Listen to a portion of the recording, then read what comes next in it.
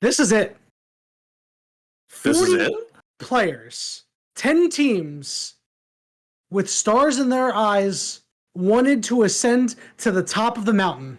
There are 2 teams remaining.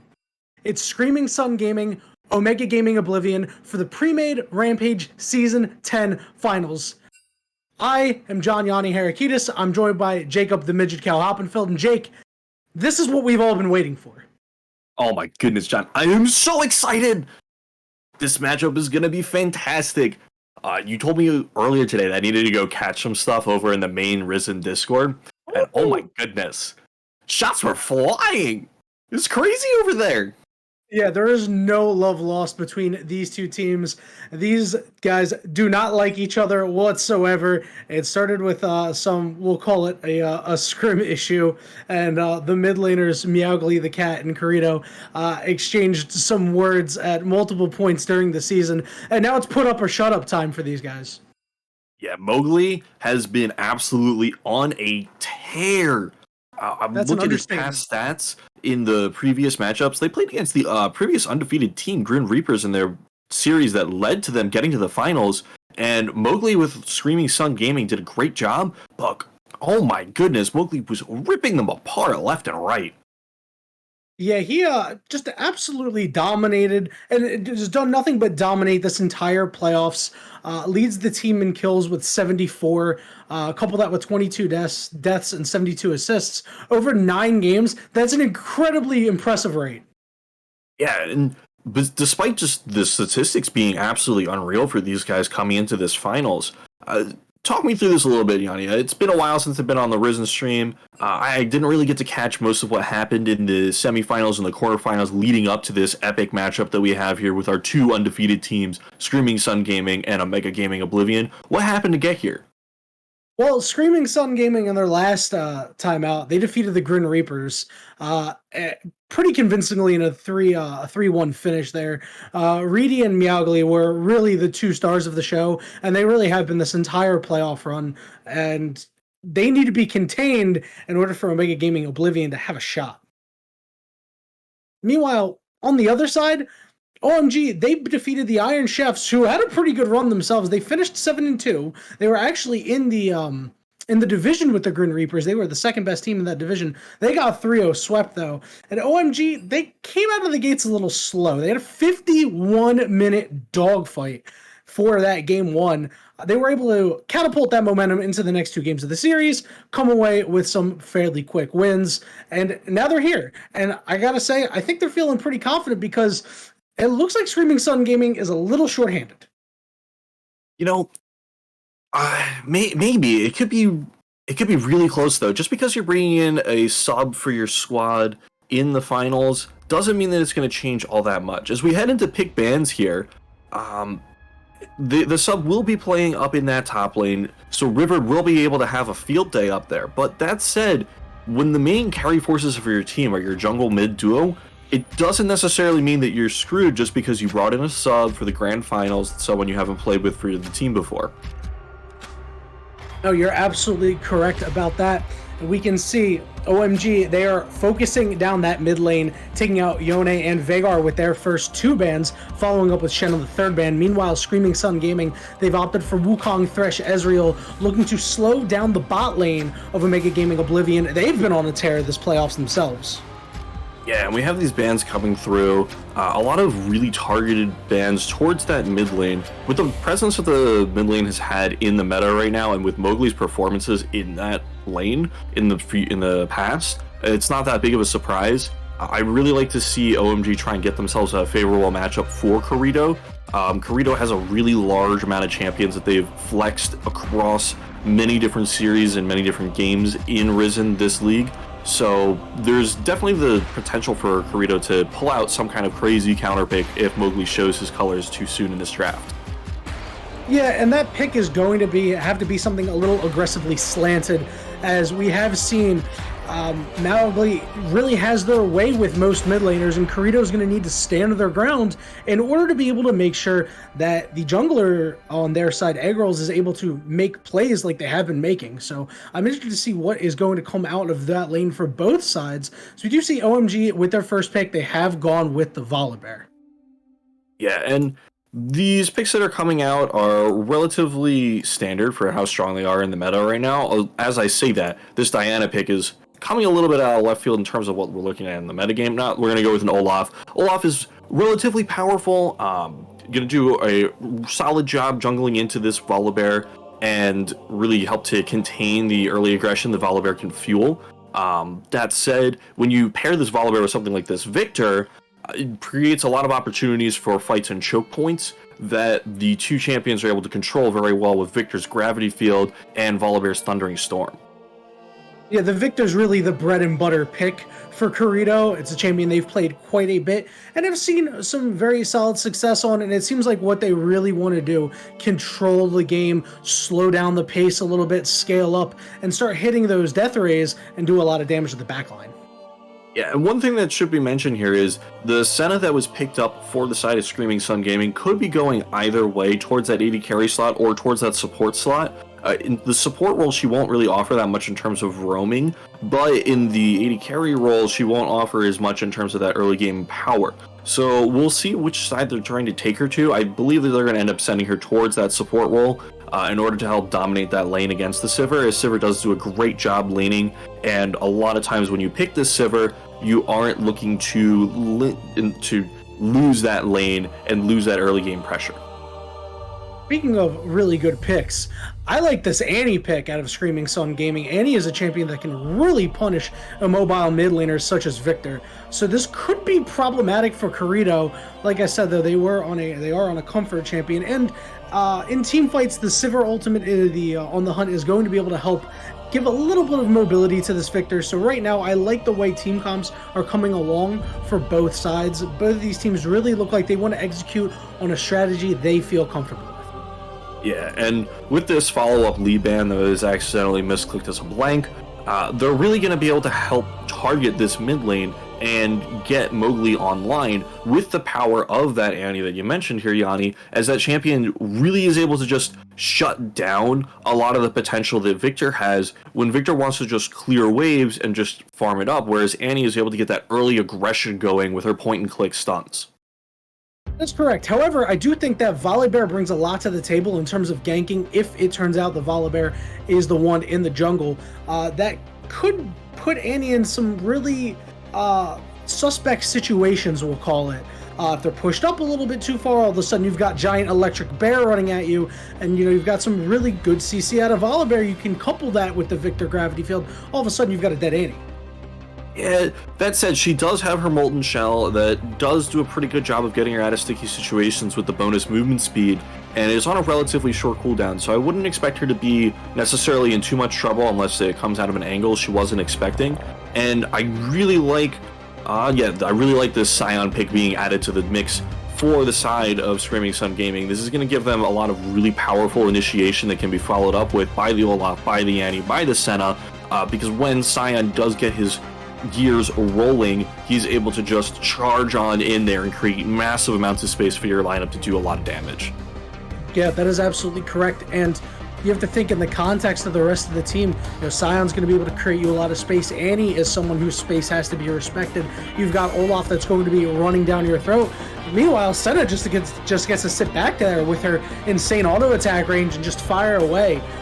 So I like what Screaming Sun Gaming has put together here. They're allowing their carries a lot of room to operate. However, Omega Gaming Oblivion, I do like the Nautilus and the Jarvan picks here. It looks like they are going for a bit more of a later game team comp, putting all of the eggs in the Victor Sivir basket and giving them a big front line with plenty of CC to work with. All right, so this Aatrox pickup is really interesting because it means that, first of all, Screaming Sun Gaming are likely putting their top laner onto the Aatrox. And if they're putting the Aatrox up in top lane, that does mean that the Scion is likely going mid with the Annie down in support. There's a lot of different ways you can take this lineup. I think you could take Scion bot lane. So the Scion Senna lane is pretty... It would be weird.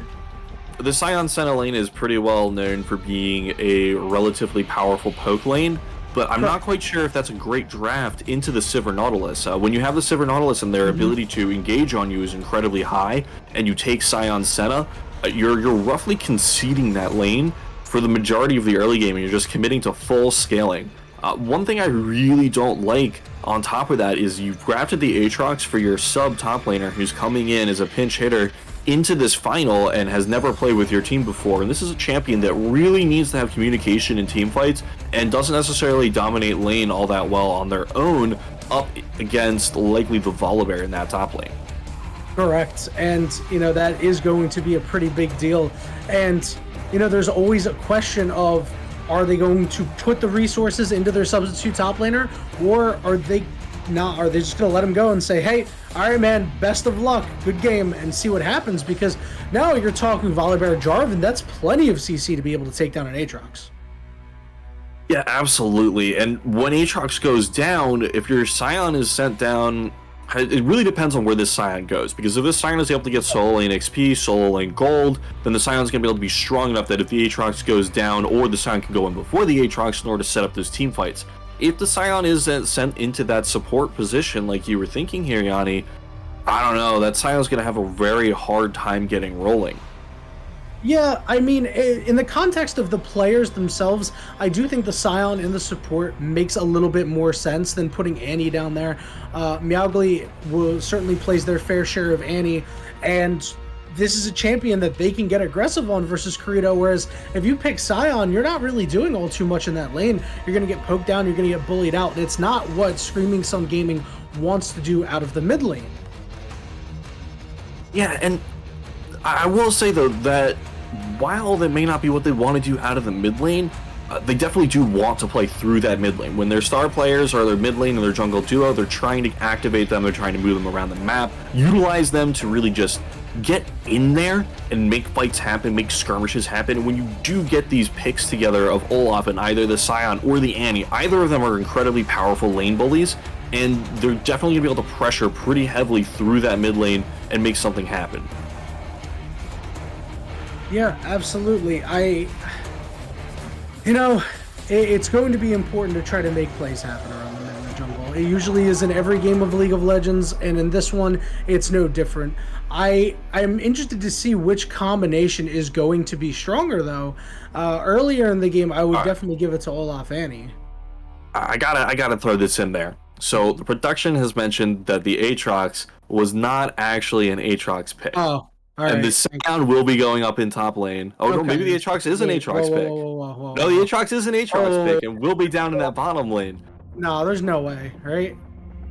They're just trying to style on them. You said there was some bad blood between these teams. I mean, the first thing you got to do is lay out the BM, bring down that Aatrox into the bottom lane.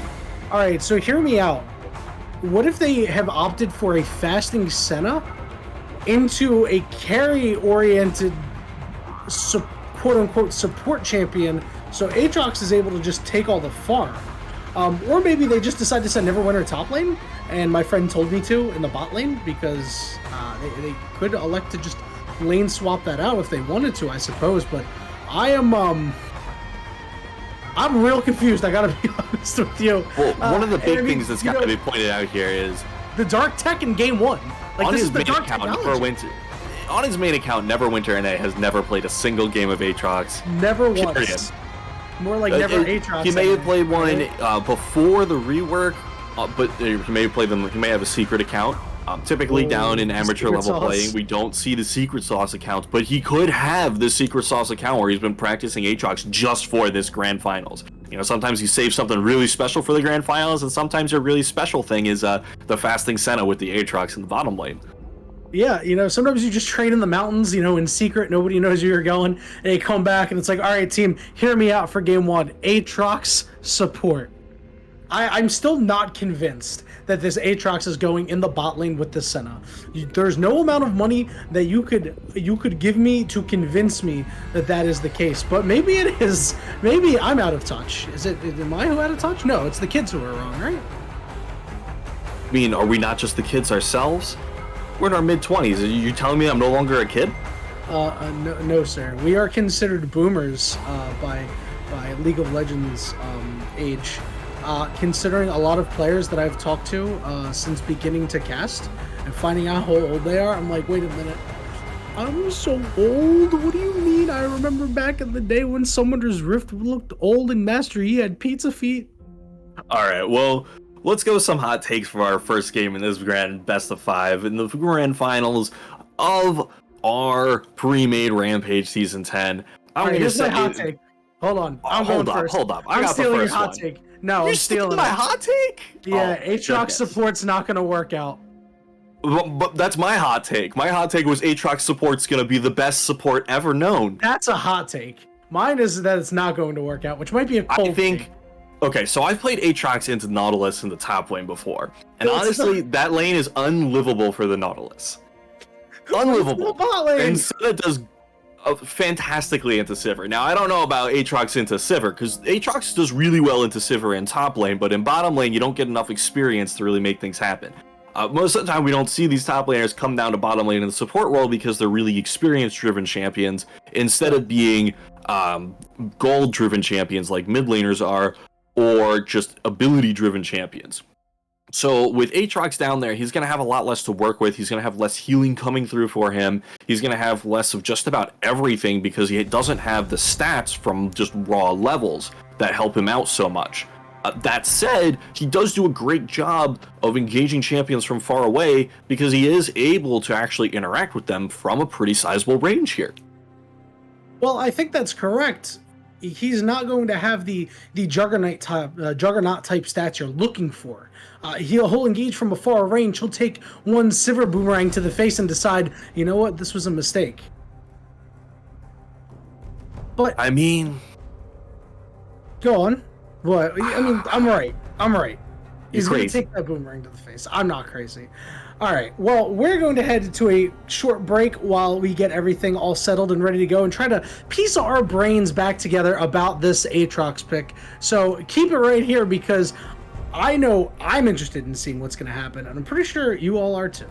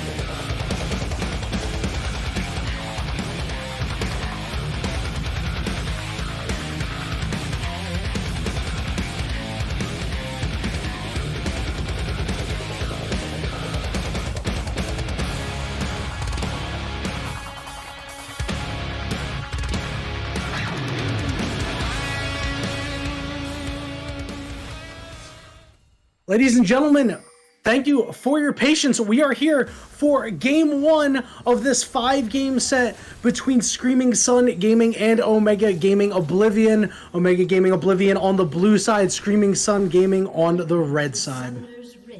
You know, Yanni, I'm really excited for this matchup, but I gotta say, oof. Omega Gaming Oblivion are coming into this one hot. It's Pride Month, and 3 of them had their Pride Month borders on, and they just flew on in on their rainbows, and no one on Screaming Sun Gaming had a single border on. I'm just a little disappointed in them. How are they supposed to get the energy flowing going into this match? You can't at that point. There's no energy. Low energy. Oh, yep. Sion's taking a little bit of damage from Rivered. But it'll be about what, 200 damage worth of autos out of River, topping the damage charts early on in the game. You know, that's confidence right there.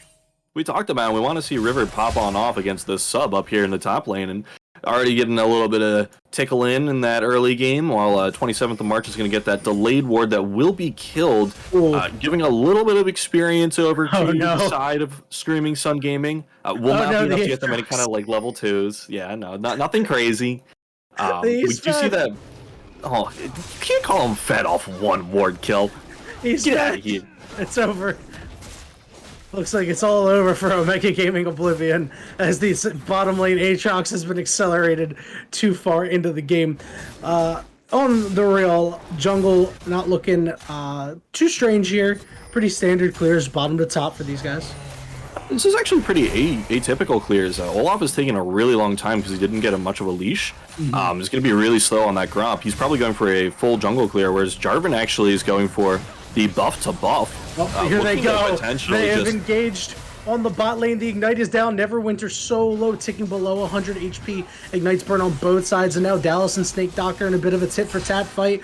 The boomerang does land to take Neverwinter even lower, and a re-engage from 27th of March. The flash had to be burnt. Snake Doctor, he's just going for it. Does get knocked airborne and will have to back off. Summoners burnt everywhere. Neverwinter down at Ignite. Dallas has no summoners, and Snake Doctor burning the heal. Yeah, and honestly, that's going to be really problematic for Neverwinter and Dallas down here, is they're not able to really get much control in this lane. They lose a lot of health very early on. They will be able to sustain up with the Senna, but it's going to be an issue as they try to gain control of this lane and stabilize the levels that they're at. That is true. However, Snake Doctor doesn't have all too much mana, along with very low health. It might be an opportunity in the future for Dallas and Neverwinter to do something. Yeah, I mean, if they're able to just keep applying pressure like this. The very near future, apparently, as they did burn the flash from the Snake Doctor. Very good stuff out of this bot lane, which we were a little hesitant about. Yeah. River could be in trouble up here. This Olaf just needs to hit the gas button and run at him. No, doesn't want to pull the trigger. That said, down in the bottom lane, we do see Neverwinter just continuing to apply pressure. Flashes. Snake Doctor's so low. The flash is there. Snake Doctor's got nowhere to go. It's first blood going over to Neverwinter. Here comes the teleport. It's coming out from Corrido. They're here. 27th of March, just barely hanging on by a thread. Dallas is super low, but the healing is there. 27th of March, taken down by Neverwinter. Corrido is going to take out Dallas. In the top lane, there was a fight up there. My friend told me to with the solo kill. And now Neverwinter is barely going to be able to get out of there. It is a 3-for-1 overall in favor of Screaming Sun Gaming. Not the start you wanted to see if you're an Omega Gaming Oblivion fan. Yeah, one of the big things that's very often overlooked when you bring a top laner down into bottom lane. Bottom laners don't see top laners. The whole map doesn't see top laners. They just don't really exist. They stay in their little island. No one comes out. So you see these Aatrox combos coming down, and bottom laners don't know to preemptively flash Aatrox's Q hits, because they haven't been terrorized by that like most top laners have. And Neverwinter is just able to expertly land Qs onto Snake Doctor and just blows him up. Yep, that's very good stuff. Perhaps all that training in the mountains did pay off for Neverwinter. Up 2 kills on the opposing bot lane right now, and it's just, I mean, that's certainly not something I didn't expect to see. I'm interested to see how the rest of this game is going to go now, because they really. This was something I expected. I mean, this was my hot take. Reedy's coming in here to get some more. This was your hot take. Is there's trades in the top lane, Reedy in the bot lane. The double snare is out. Snake Doctor very low, down to about 100 HP. The hook landed from 27th of March, but Dallas was just outside of turret range, so everything's okay there. This is diveable potentially. Reedy's going to back away. Definitely doesn't want to get the dive. There was possibility for a dive there if a binding landed onto the Nautilus. You could just try and get a kill on him from range, but gonna take the safe play, reset. A little surprised they're not taking Dragon here. My friend told me to. They're going to be able to find engagement onto River. River does get the shield up and the stun. However, my friend told me to. They stepped back a little bit too far, could not land the Q, and River gets to walk out for free. Yeah, my friend told me to be a nice guy and let them stay alive for a little bit longer. Doesn't want to pursue that kill any further because they are uncertain about where Egg Rolls is on the map. And Egg Rolls' Jarvan has been relatively silent for this whole game, despite the fact that he went with a buff-to-buff start and just looked for that early game power rather than for massive amounts of experience from clearing all their camps. Yeah, they came to the bot lane once to try to find a kill into Neverwinter. I mean, Corrido already had Dallas taken care of from the TP. And really, Egg Rolls just wasn't able to do too much, as you said.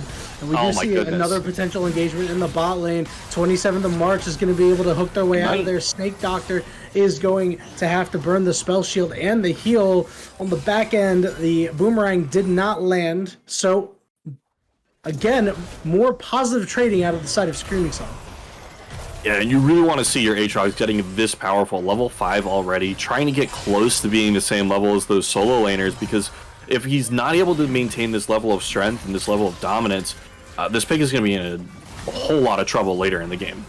It's a whole lot of trouble now, man. I think this Aatrox pick is going to be big trouble the entire game. They already have the Iron Spike whip, and because they have the advantage in the bot lane, they're able to just take things for free. As 27th of March got hit by 2 Qs. Now they're going to go for a re-engage. That seems questionable. Ignite down. Good flash from the Nautilus. They'll get out of there.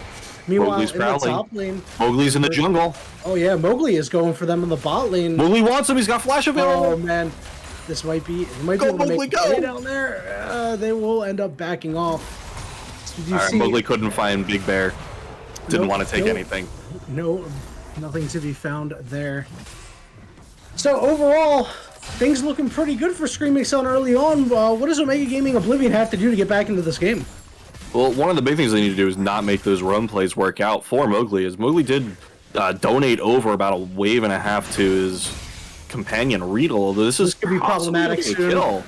Yeah, Mowgli is here. There's a great follow-up from the Jarvan. They will find Reedy. The flash over the wall. Corrido will go down a 1-for-1 overall. Mowgli getting their first kill of the game. They're finally on the board. That was a really scary situation, although in top lane it's an even scarier situation as this battle is just not going the side of River. Oh, there's fights everywhere. Dallas got hooked under the turret, and now River, who was losing the fight when we cut away, ends up winning the fight, getting the kill onto My Friend Told Me To, and that's what you expected out of this top laner after seeing that My Friend Told Me To was starting today's game. Yeah, and honestly, the greed is just clouding the eyes of the Screaming Sun game members. All they can see is gold flickering between their eyes, the money signs going off, trying to get extra plates, trying to make these little engagements happen, and Omega Gaming Oblivion is stepping up to the plate and starting to actually punish these moves that they're making that are too far over their boundaries. Yeah, they can see that trophy. Well, there is no trophy, but the Golden Discord name in their eyes, as everybody wants the Golden Discord name for current and former champions. And there's still a lot of series to go. We're just 9 minutes into this first game, but neither of these teams are giving an inch. Yeah, let's take a moment and step back. The objectives that are on the map right now, we've got a Rift Herald, we've got Dragon spawning about 2.5 minutes, and we're starting to see river control taken by both teams. As the wards are starting to come down along the top side for Screaming Sun Gaming, the wards are coming out along the bottom side for Omega Gaming Oblivion, stating where they're looking to put their focus and how they're looking to make those plays along that river highway. Yeah, and this could be problematic as Eggrols is going to walk right into Reedy. He's going to go for it, but my friend told me to had the inside track, so they're going to be able to help out. But I don't really think that Reedy needed too much help, as that is going to be a kill over to that Scion. Greeting for the Crab, paying for Meanwhile, it. bottom lane. In the bot lane, there is more fighting going on. 27th of March will be able to hook their way out of there, but things are not looking so hot right now, as every time Omega Gaming Oblivion feels like they get a foothold back into the game, Screaming Sun comes right back. Yeah, and this is really key because Screaming Sun Gaming invested a lot of time and gold into getting those. Ooh, this fight will go the way of Meowgly the cat with the Ignite. Corrido just not having the damage there. Meowgly went so low. Another hook on to Dallas, was under the turret. Took a lot of damage now in the mid lane. Coming over as Eggrols getting a kill, and now Snake Doctor and 27th of March looking to get aggressive. Dallas is so low. That's going to be a kill for 27th of March. Ignite onto Snake Doctor. They did burn the heal. They're not going to get nearly as much out of it as they wanted to. Neverwinter with a very late flash, though. It's nothing but auto attacks that need to go down, but no, Neverwinter gets the kill, and all of the healing. It's so much healing. And Corrido is teleported in, but Reedy is here to back up Neverwinter, getting the kill onto the Nautilus before the hook can land. The teleport in the top lane interrupted. A lot of crazy things going on, and overall the team play of Screaming Sun is just too strong right now. Yeah, and that was honestly just amazing how many fights broke out all over the map. The turret! And River picking up one as well. They're second of the game. As you said, lots amazing how much fighting is going on everywhere on the map. You couldn't even finish your statement. Yeah, and before I was so rudely interrupted by all of these different fights just happening everywhere, Screaming Sun Gaming managed to secure the Rift Herald off the back of all of their vision control they set up in that top lane, and now they can utilize that to either try and break open the mid lane, or they can easily take first tower if they just drop it down in that bottom lane. It's definitely a toss-up between the two. You already have enough strength in that bottom lane that you may be able to just force down that tower without the use of your Rift Herald, so then you could take the Rift Herald and put it into that mid lane and make sure that you're able to secure that mid tower to make a vision advantage happen. But let's talk about what the reasoning would be for taking that bottom tower instead. Sure, you unlock Neverwinter, you get Neverwinter moving around the map, which is very good, especially at this point in the game. They're fairly strong.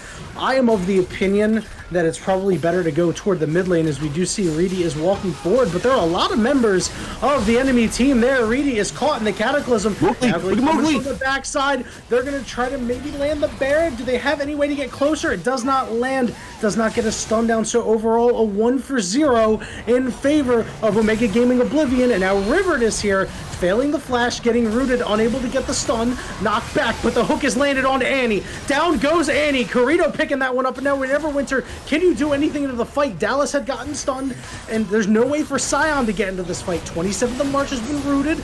Roots going out everywhere. Neverwinter finding that kill, but getting knocked up, and now they're on top of Dallas. My friend told me to, trying to split the rest of the team away, but Eggrols has that one solo, and now my friend told me to is being chased down by the rest of the members of Omega Gaming Oblivion. He will walk away, and they'll turn on the dragon. And as a result of this, Reedy has respawned already. He's coming back into the fight. He really wants this dragon. Gravity field wasn't so hot there. Reedy is now nearby, going after Corrido first. Can't be disabled, getting a shutdown, picking up two. Flashes burned everywhere, and now they're looking toward my friend told me to, but the dragon is very low. That one will go over to Eggrols. And now Mowgli the cat is on the way, but I don't think Snake Doctor was paying attention, and now Snake Doctor is getting chased down. Who is faster? Annie does have rank 2 boots, chasing down Snake Doctor. The stun lands. What else do you have? Throw an auto attack, the flash burn, dodging the hook, and that is another kill for the mid laner of the side of Screaming Sun Gaming. This is 3 members down towards this bottom lane tower that only has 2 plates remaining. With plates gone now, this is going to be the first tower of the game going over the side of Screaming Sun Gaming, and they're going to be able to answer back for that dragon with a relatively powerful objective and a nice influx of gold for their Aatrox, who's already at 5-1 and has finished his Gore Drinker now to really just start setting the pace of the game. Yeah, that fight didn't look so hot for those guys at first. They had about a 900 gold lead before the dragon fights broke out sporadically, and now they've just increased their lead to almost 2,000, just based off of taking that turret and getting a lot of other kills. Yeah, and unfortunately, Riedel had to drop the Rift Herald down in that bottom lane because he respawned and had barely any time left for it. So not able to utilize that to really get damage down on that mid turret like we were expecting and hoping them to do. However, they were able to secure that bottom lane tower. That was a large amount of gold that went over their side, and a really powerful objective for them because they have essentially two solo lane champions with both the Aatrox and the Scion, which means that they are able to play both of these side lanes very effectively and try to pressure their opponents and pull them around the map. Yeah, they've got a pretty nice 1-3-1 composition that they can put together. And it looks like the 3 take down the 1 in the mid lane. Egg Rolls is there. Will land the Cataclysm to put Neverwinter under the turret. Neverwinter goes down, but it's a 2-for-1 overall. And now Reedy has converged with the rest of the team, and Rivet has been rooted up and is ticking lower and lower. Reedy throwing a bunch of axes. Dallas with the last auto attack. It's a 3-for-1 in favor of Screaming Sun. Yeah, this is huge for Screaming Suns. They're going to be able to take this mid lane tower. I don't know. Maybe not if they don't commit enough people to it. I don't know. They should have plenty of time. But meanwhile, Omega Gaming Oblivion should be able to answer with the bottom lane tower, equalize some of that vision, and try to start setting themselves up for a scenario where they can spread their wards further down the map and start pressuring Screaming Sun Gaming. Oh, Dallas is pulling back. He's not going to be able to finish this mid tower. That's actually going to be terrible for Screaming Sun Gaming because of that. Yeah, it's pretty rough. They definitely have the resources to devote to be able too many to people take down the turret. And you really have to take those things down. Like the mid lane turret is such an important part of map control. So we'll see if Omega Gaming Oblivion is able to kind of rebuild around that mid lane and kind of stand their ground, as they've been pushed back pretty heavily thus far. Yeah, they overcooked the burrito. Not enough people stuck around in order to make sure that that turret went down. And that does mean that they're not going to be able to get this large vision advantage through the mid lane. And instead, it's actually their vision that's being encroached upon as Neverwinter's trying to fight off these two members in mid lane. Another big knock up there. Yeah, he just can't go forwards because look at the bottom side of the map. There's 6 wards that are just smattered all over it by Omega Gaming Oblivion, and they just control everything on that bottom side. Big knockup from my friend told me to. They're gonna try to get River, take him down. Flashes have been committed. They're going for it. There's the ultimate from the Volibears. Meanwhile, in the mid lane, Neverwinter gets caught out. Back up toward the top lane. The turret will trade 1-for-1. Reedy and River going back and forth for it. That's pretty good if you're Omega Gaming Oblivion. I think you're fairly happy with that. Yeah, I think SSG saw that the turret was going to be disabled by the Volibear ultimate and then forgot that that was not, in fact, an enemy turret or an enemy Volibear. And they went a little bit too far on that dive. Oh, no! The side, wow, this is a great flank. That's going to be a kill. Egg Rolls is picking that one up. And the mid lane turret going down. Screaming Sun Gaming have to be kicking themselves for not taking the opposing mid lane turret when they had the chance. This is ridiculous! Screaming Sun Gaming had every opportunity to take down that mid tower, and instead people wanted to get their resets off for items, and because of that, OMG are able to just clear out every ward across the entire bottom side of the map, make sure no reinforcements are coming, and the moment that every member of the team for SSG is on the map, they initiate a 3-on-2 dive that turns into a 4-on-2 dive, take the mid tower off the back of the dive, and now they own the whole map as far as the bottom side is concerned, with dragons spawning in about 20 seconds. Yeah, committing to take the turret for Omega Gaming Oblivion is a bit of a tempo loss here, as the vision has been cleared out. They are going to have to really work hard to try to get that vision back. And these dragons, these ocean dragons, are very important. As we see, the Ragnarok has been burnt. However, the Olaf has gotten poked out, will have to back off, landing a nice axe there to prevent any push forward there, as River is now in the middle of 3 members of the team. Egg Rolls trying to get in there. Neverwinter out, and Neverwinter so low going down. Snake Doctor picking that one up. That's a 3-man bear out of Annie. A 1-for-1 trade. Corrido is burning slowly away. Down goes the 27th of March. River jumping in the middle of 3 members of the enemy team, but they go down as well, as they did not have the backup damage, as Snake Doctor and Corrido were too low. It's a 3-for-2 in favor of SSG. Fantastic fight from SSG. They're just going to break open the series off the back of that. They really had no business coming in there and steamrolling like that, but Riedel and Mowgli were on the hunt, and they have so much movement speed between the Ragnarok and the Molten Shell from the Annie that they're able to just chase down the members of OMG all the way to their second-tier turrets and force the fight on favorable terrain for themselves so that they're able to win out with some really fantastic play from all their members and secure the dragon, and they're going to look towards heading up toward the top side and removing any vision that OMG put up there and placing their own down. Yeah, and when you take a look at fights like that, it's the little things. I think that axe that Reedy threw at the beginning of the fight that landed on 3 members and slowed down Omega Gaming Oblivion quite a bit made a huge impact in that fight, and it's not something you expect to see out of an Olaf axe. Yeah, and also, Rivered entering the fight from the flank TP was pretty much perfect scenario for... Oh, here they go. Oh, the root is down. Too much roots. Egg rolls. I thought he was going to come in and try to help out, and has really not done anything. And now they're going to turn around and knock it up right there. The Cataclysm is down. Neverwinter getting lower and lower. Here comes the teleport from the Scion on the back end, but the healing is just too much. Egg rolls does not have the damage, but Rivered will find the kill, calling down the storm, and is now engaged on Meowgly the cat. However, it was so much time that it allowed Reedy to get into the fight. Really just a really disjointed fight out of Omega Gaming Oblivion. Yeah, and honestly, SSG thought that they had a great little catch onto Rivered, but I mean, that's a Volibear with a Bramble Vest, wing plates, full turbo chem tank. Like, he's not gonna die very quickly, and they have no damage to just rip through this giant tank. While they're able to win the fight off the back end because Mowgli gets a great little flank from the side that was just unknown. They're so sloppy in taking this. It's gonna come back to bite them if they try to take engages like that again in the future.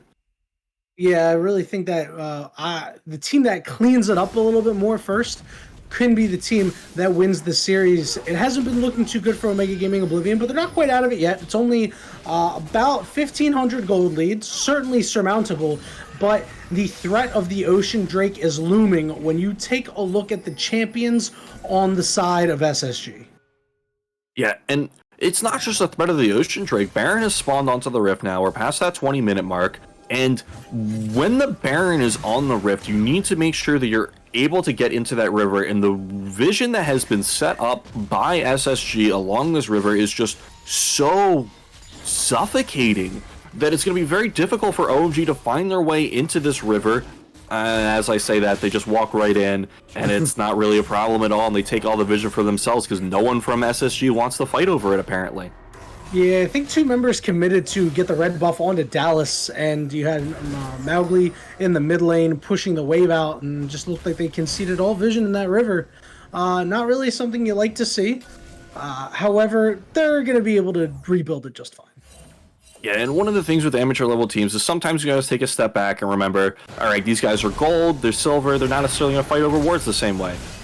Not necessarily, but they will fight over kills. That is one thing you can say about all these teams, as they do burn a flash of Olaf over the wall. Annie no longer with the Tibbers, and now they're looking for an engagement onto Rivered. Here comes the snare. It's going to land on 2 members. Will they be able to capitalize off of it? Doesn't look like it.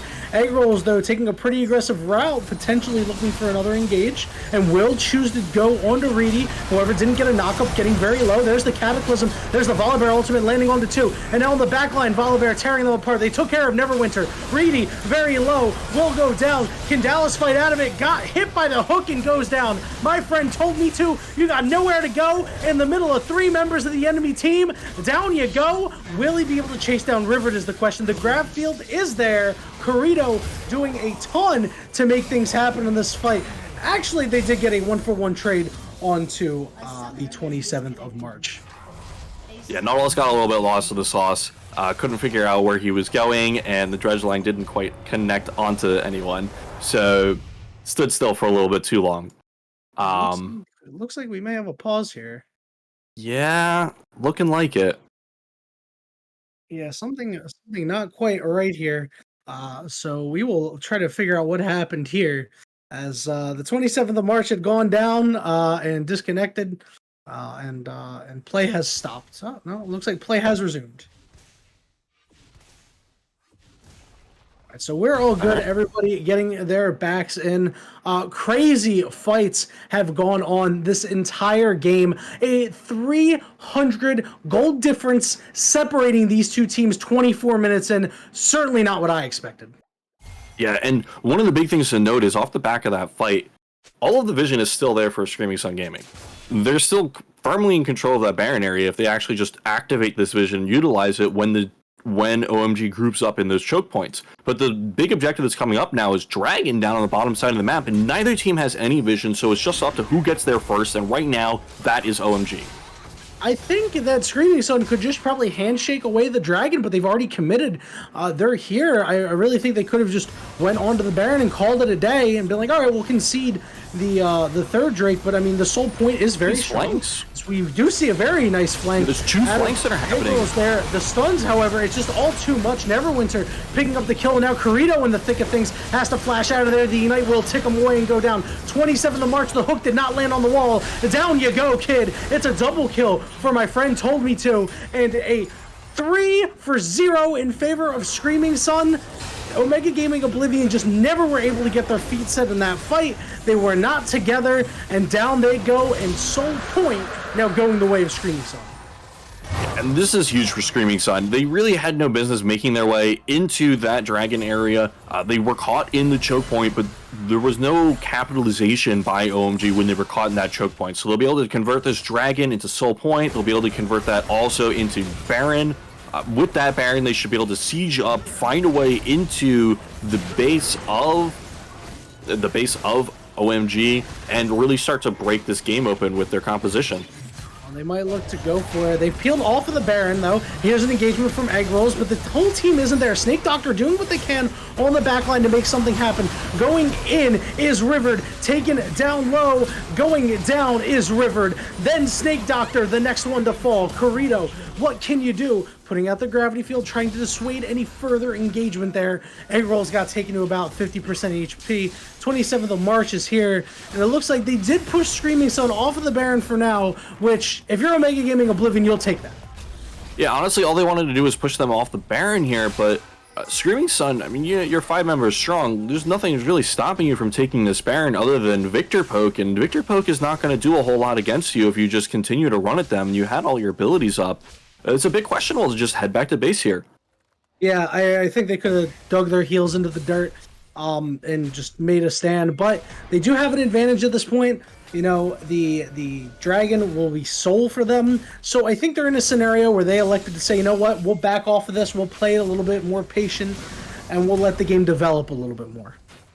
Yeah, and some big breakpoints are starting to come through here with my friend told me to having a breakout game on this Scion. 11 kills to their name, only 3 deaths. They've finished their 3rd item now with the Thornmail added to the inventory, and this is going to make that Scion pretty much immovable in that front line with around 5,500 health, plus the addition of this Thornmail. Sorry, 4,500. Yeah, when you have a player come off the bench like this is exactly the dream scenario that you want. You know, you have to come in with realistic expectations, but when a player like this, when the lights shine the brightest coming through in the clutch, it's really a sight to see. It's 27th of March, they could be in a bit of trouble. It's a good gravity field by Corito. However, River taken below 50% HP, and that could mean bad things here. As Reedy landing as much poke as they can with these axes. The teams need to be very careful as they maneuver through these choke points, as there's just way too many wards down 27th of March. It's very dangerous to try to clear these. Yeah, and one of the big things that has been happening is Screaming Sun has been doing an excellent job of setting up wards in the quadrant of the map that they're looking to play towards. However, they have not actually played around those wards, and I really want to see them activate those wards so that when they know that there's a choke point that's being utilized by the enemy team, that they need to just go and pounce on them with their Annie, with their Scion, with their Aatrox. And it's crazy to think that, like, these two teams that are the top 2 teams in the Premade Rampage League right now, they have so much room to grow. You know, just talking about, well, you know, their ward placement is good, but acting upon those, it's crazy to think that these teams could be even better. Yeah, and one of the big things here, though, is just how skilled these players are. I mean, we are seeing Aatrox bottom lane pop off in our finals. They have to be pretty damn skilled in order to get that one to go.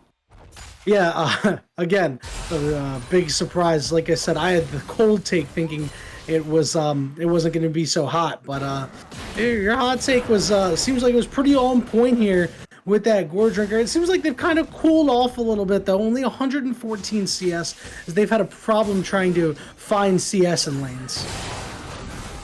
Honestly, it's not about them having a problem finding CS in the lanes. It's about the fact that they're donating that farm over to the other members of their team. I'm not expecting these players to have insane CS down at the amateur level. They're 29 minutes into the game, so yeah, they could have 300 farm, they could have 400 farm if it was potentially, crazy level pro. But with Dragon spawning in 50 seconds and you have 2.5 items on all of your secondary carries and 3 items on all of your main carries, you've done a pretty good job for being at the level of play that you're at. And like you mentioned, the Dragon coming up soon, the Soul, the next big target for the side of Screaming Sun Gaming. I think if you're a Mega Gaming Oblivion, you got to do whatever you can to ward up. You got to dig your heels into the dirt, and you got to say, all right, we're going to make our final stand here. I do strongly feel that if SSG gets this Dragon, there's not going to be anything that OMG can do. Honestly, I think that OMG are in a position where they're playing from the back foot. No ultimate there for River. Neither for my friend told me to, but River down to about 60% HP. They look for an engagement onto Neverwinter. He's been stunned. He's been CC locked forever, but he still has HP. Fighting through, doing as much damage as they can. Corrido finds a kill on a Mowgli. 27th of March had gone down. Reedy on the back line doing what they can. Meanwhile, on the other side of the fight, my friend told me to is absolutely decimating Egg Rolls, but it does not matter. The rest of the team around them has gone down, and now potential re-engagement here. River chasing him down. They're going to land the stun. Snake Doctor, Corrido, River, all over my friend told me to. The flash is burnt, and it looks like the Dragon is going to be secured for OMG. Yeah, and this is a huge momentum swing in the favor of OMG. Going into that fight, Dallas was sitting on 100 souls for the Senna. This is a massive rage increasement for him. Was just not able to utilize that, but OMG, off the back of that Dragon, they're going to actually commit to the Baron, and they should be able to take it with relative ease here, unless we have another upset like when Screaming Sun should have been able to take the Baron and just peeled off of it. Yep, I do agree with that. 2 teleports burnt here. Corrido used theirs, River using theirs. Not quite sure if the second teleport was necessarily needed, but it is a DPS increase, not even a small DPS increase. So, they lose a little bit less tempo there, but I'm not sure if it was worth the summoner. Honestly, it really was necessary. They were burning that Baron very slowly, and they needed to make sure that Baron was finished before anyone from the side of Screaming Sun could get there. My friend told me to had teleport up and available along with wards in the area that they could have teleported to really just delay that even further. Very true, and especially with how strong they are, I think that maybe that could have been an idea to certainly disrupt that Baron, but what happens is what happens in our River. Hunt the jungle. Nowhere to go. There are many members of the enemy team. What? That's a lot of damage coming out of Mowgli the Cat. Dallas putting in a little bit as well, and that is not where you want to be if you're a Mega Gaming Oblivion. You can't just give away Barons like that.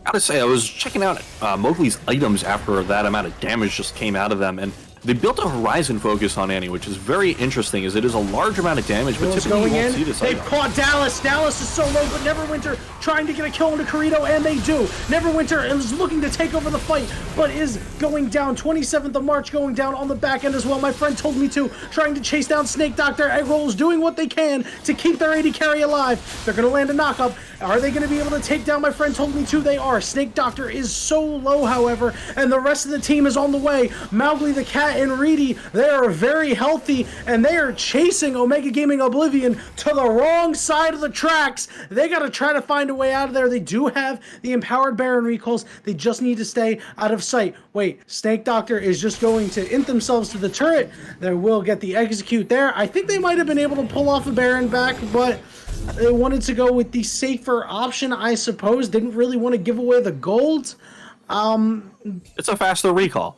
I mean, yeah, they definitely got to the base faster.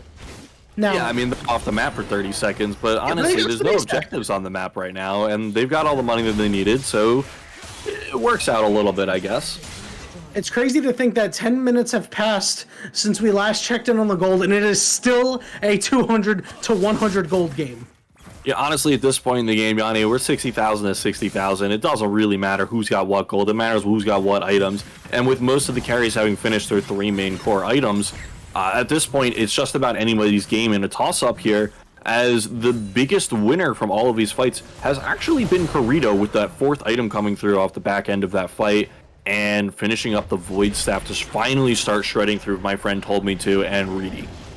Yeah, Corrido has had a huge game. We talked about it. They've really had to show up, these two mid laners, at each other's throats for a large majority of the season. Mowgli the Cat much more aggressively slanted, and Corrido did everything they could to try to shut them down. And in the early game, they objective completed.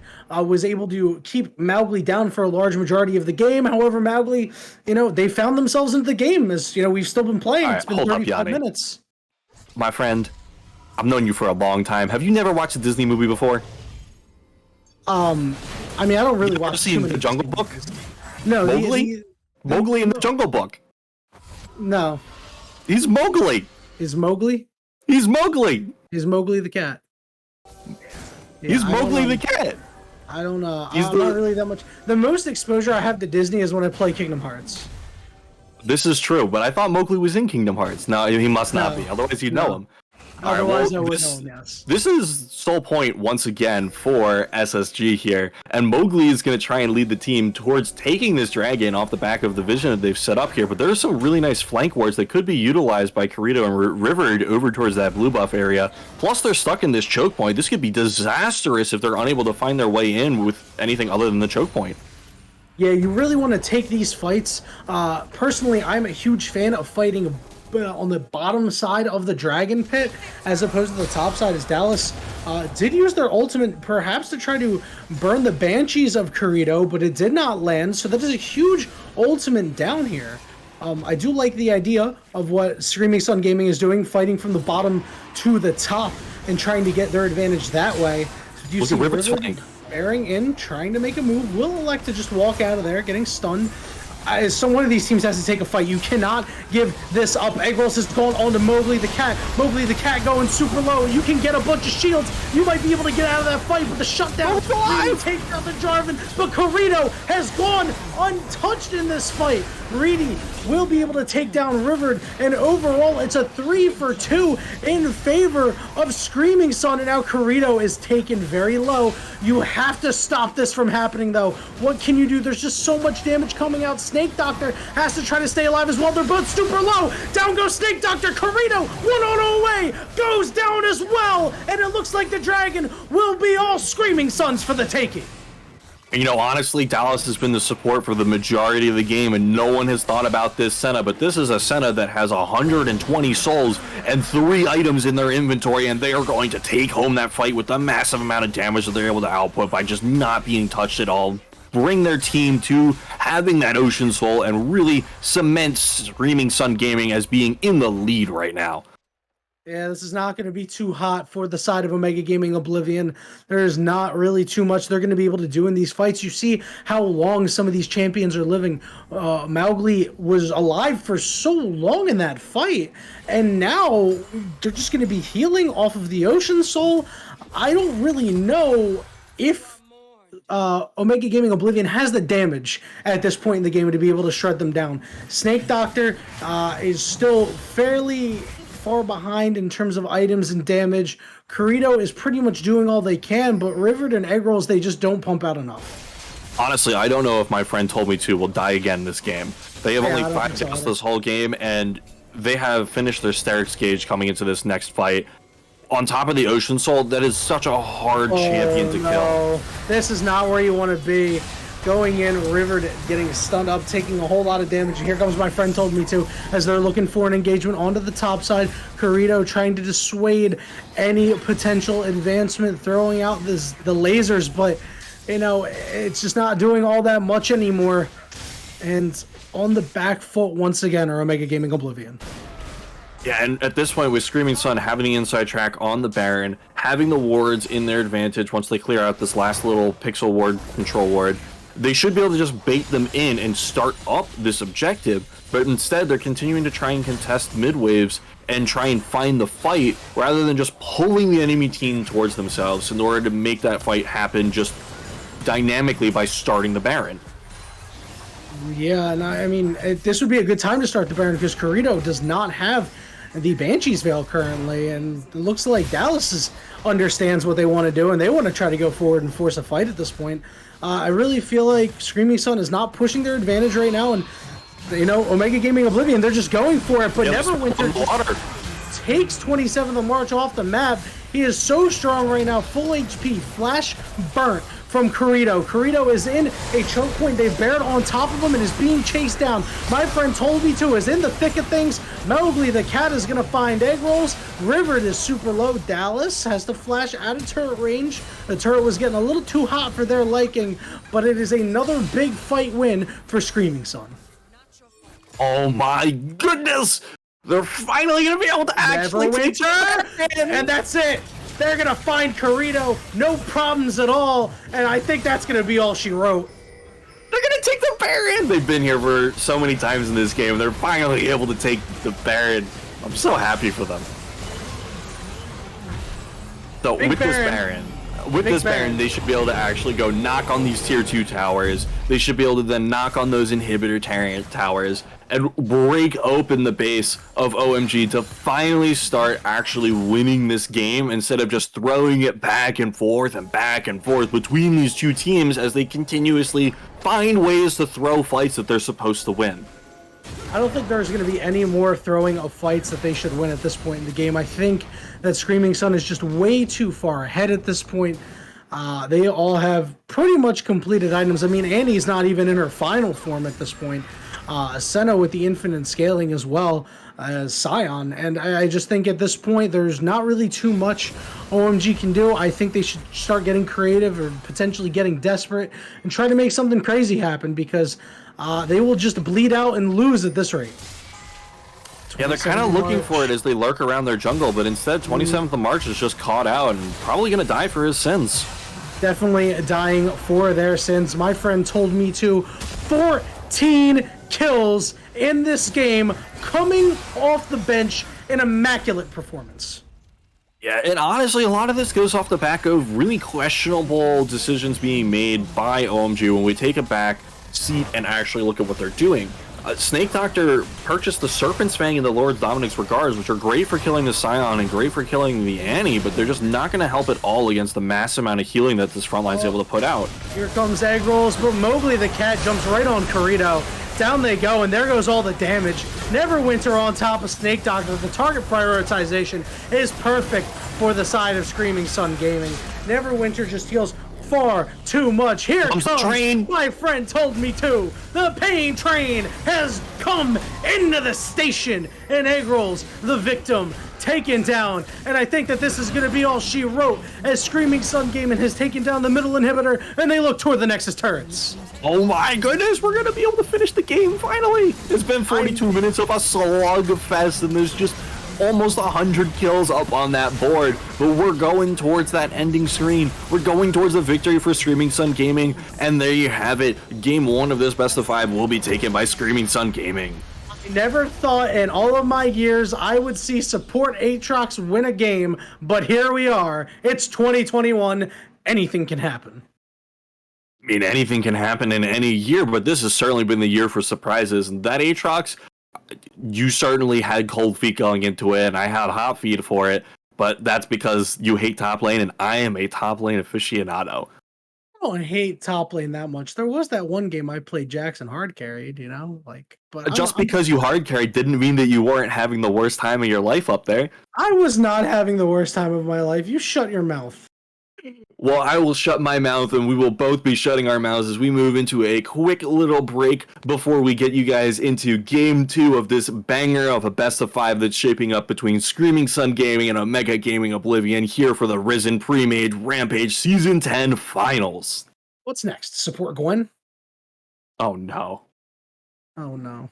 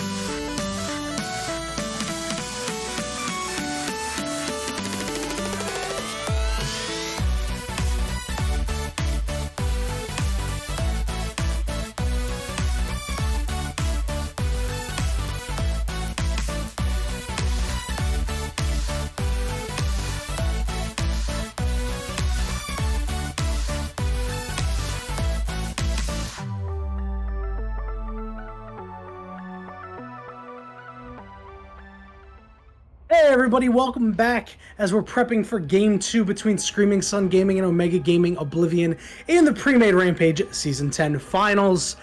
I am Yanni. I'm still here with the Midget Cow if you were just joining us. It was a banger of a Game 1, and Screaming Sun Gaming were just barely able to edge out Omega Gaming Oblivion as they take a 1-0 series lead heading into Game 2.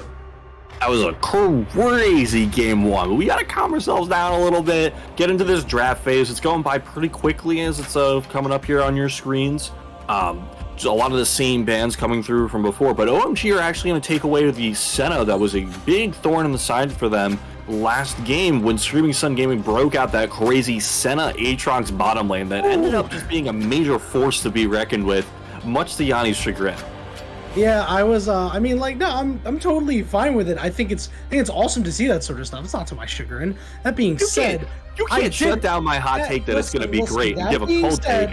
That being said, I did think that it was not going to perform, and I was proven incorrect. It did definitely perform. So things that I would like to see for Game 2 is I would like to see Egg Rolls a more damage-oriented champion out of the jungle. I'm interested to see what they're going to pick, as the Morgana has already been picked away, so that's not an option for them. Rumble wasn't banned. OMG sticking with the same bans as you mentioned. It's Yon, Veigar, and they went for a Senna instead of what they've been last time. And let's drill down on that point though that you just made. Egg Rolls. So in that last game, Egg Rolls and Riedel in that jungle matchup really had a back and forth kind of dynamic going on. Egg Rolls did manage to show up for that early play bottom lane, but it didn't actually accrue any advantages for his team, where Riedel was able to make a lot of plays towards top side that helped out their sub top laner, my friend told me to. And that's really going to be what we're looking for into this second game. Will Lee Sin for Egg Rolls be, or potentially for Rivered, depending on where that champion ends up going, but will Egg Rolls be able to make his presence known on the map, or will Riedel be able to continue to shut him down? I think that Egg Rolls will have a game where their presence is known a little bit more. I think that this is the game to do it, especially since I like OMG's team comp so much more than it was in Game 1. That's a lot of damage coming out from Victor Lee Sin. You've got Seraphine, who's able to provide a fair amount of damage along with a lot of CC. However, you are staring down Sivir, Morgana, Shen, who have Spell Shield, Black Shield, Stand United. That's a lot of shields to try to chew through. Yeah, and we've already seen OMG's AD carry have a preference towards building that Serpent's Fang, so I do imagine that they'll build it one more time in this game to shut down some of these shields coming out of SSG. That said, I really just want to make sure that the early aggression that comes out of both these teams is actually properly placed and really powerful coming into the second game, because the junglers needed to have more presence in that early game, and when they did show presence, it was very dominant for whichever team's jungler showed up first to that fight.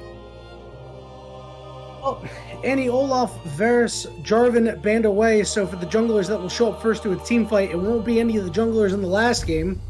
Xerath, the pick here for Screaming Sun, could be flexed to support. I think that Xerath is going to be going to the mid lane, and I'm pretty certain that Screaming Sun is going to then be sending that Morgana down to bottom lane, and they're going to pick a jungler last pick here for the counter pick in order to make sure that they're really powerful going into that matchup. And there we have it. We have the King come through, because this is really going to allow them to round out their team composition with something that can farm up, utilize the resources on the map, and allow Reedy to carry. Correct. I think that's pretty much the plan at this point. You know, you've got your CC and Morgana Shen, you've got your poke with Xerath Sivir, and Kane's gonna be just fine with these big shields if Kane's able to get into the game early on and get their mythic and Ona's Rust. More importantly, they should be just fine. More importantly, Kayn is going to be really strong when he's backed by Shen and Xerath. Shen has a very powerful laning phase, and Xerath also has a great time controlling the early game within his lane, which means that Kayn is going to have an excellent time farming it up, making sure he gets powerful, hits his item spikes, and then goes and tussles with the carries coming out of OMG. Yeah, and this is what I was worried about out of OMG, is that their mid-jungle duo would be pushed back by the sheer aggressiveness from Screaming Sun Gaming. It really didn't materialize in that first game, and unfortunately Egg Rolls wasn't really able to capitalize, and I think that was their big opportunity, because now, based off of the champion picks, I think that Screaming Sun Gaming is going to have a heavy jungle mid advantage just with the sheer poke that Xerath can put out. And Victor just can't match that range. That said, we need to not underestimate the power of these bottom lanes. Caitlyn Seraphine versus Sivir Morgana is incredibly Caitlyn Seraphine sided, and OMG have drafted themselves a bottom lane that is going to rip apart the SSG bottom lane from a massive range advantage that they cannot make up. Add on to that just the sheer sticking power that Caitlyn and Seraphine have with this heals from Seraphine. They may be able to just body the SSG bottom lane and just shut them out of the game entirely. That being said, I do like Sivir Morgana as a pairing because if you land a Black Shield, you are almost guaranteeing the boomerang doing landing and doing so much damage. I personally like Dark Harvest Sivir. I hope Dark Harvest Sivir is the take this game because I think that you can make a lot of hay, get a lot of those Dark Harvest stacks in a bot lane like this. Yeah, and honestly, one of the big things that I'm going to be looking towards as this early game plays out is where these two junglers are going to be starting, because Kayn wants to dodge Lee Sin until he's level 4. Before that point... It's not Lee Sin. It's not going to be Lee Sin? Okay, so we're going to have the Lee Sin top lane in the Volibear jungle. So that is definitely a little bit of a flip-floppable position. Both of them are very powerful in the top lane. Both are very powerful in the jungle. A little glad to not see Rivered on the Volibear after the questionable flanks that he pulled off last game. That's definitely going to be nicer if you're on that Lee Sin instead, so you can use the Dragon's Rage to reposition someone when you're in a questionable position. But I think same thing holds true though, right? Volibear is also going to body the Kayn pre-level 4.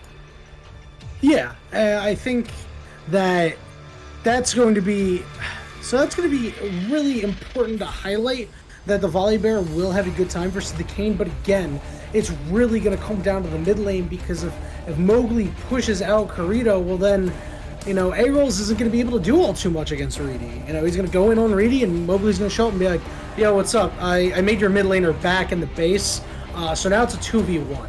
And you've got no way of getting out because your way of going in is also your way of getting out. You are now dead. Enjoy your death time.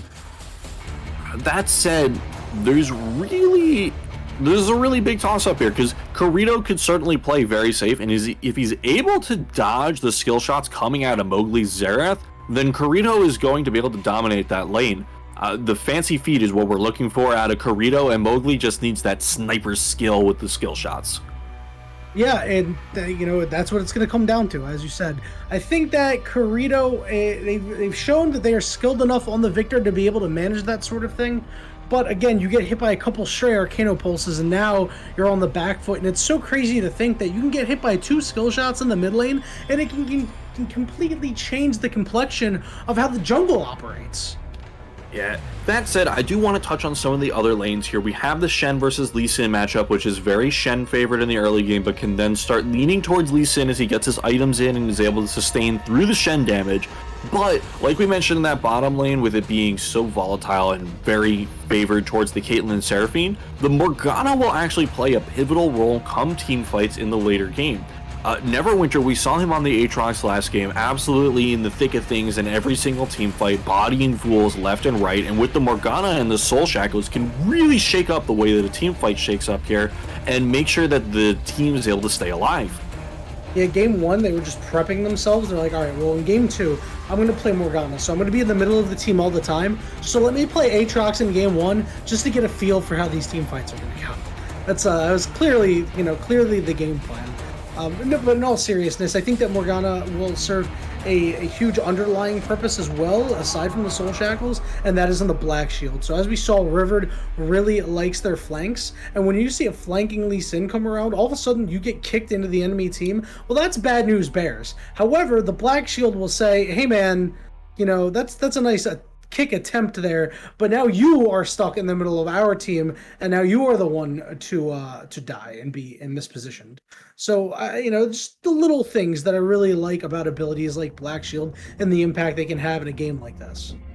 Yeah, and it must be said, OMG's composition is incredibly powerful. They have a lot of really easy to land crowd control. They have the Encore, they have the Dragon's Rage. Like, these are all things that can be easily utilized to kick off a team fight and make SSG have to play the game the way that OMG wants to play the game. And that kind of ability to enact your game plan upon the opposing team is something that you're really looking for in amateur, whereas SSG's game plan is very much all in on the Kayn, go in there, we Shen ult you, we Morgana Black Shield you, and you disrupt their ranks while Xerath and Sivir rain damage down from afar, and that can very easily be broken apart by these gigantic ultimates that OMG are packing. Yeah, OMG's got a very in-your-face team comp. You know, you've got Lee Sin and Volibear in there, with Victor dealing damage from medium range, and it can really just... The champions on the side of SSG, they are rather frail. Morgana and Sivir and Xerath, they're not exactly the tankiest champions in the bunch. All right, now keep your hats on. Make sure you hit that prediction button. There are so many people voting for SSG, and almost no one's voting for OMG coming into this game. I think that you guys might just be wrong, because my points are going in on OMG at this point. And we will see you right after this short little break for the beginning of Game 2 of this crazy best of 5 that has been breaking out between these teams. He put his points on OMG!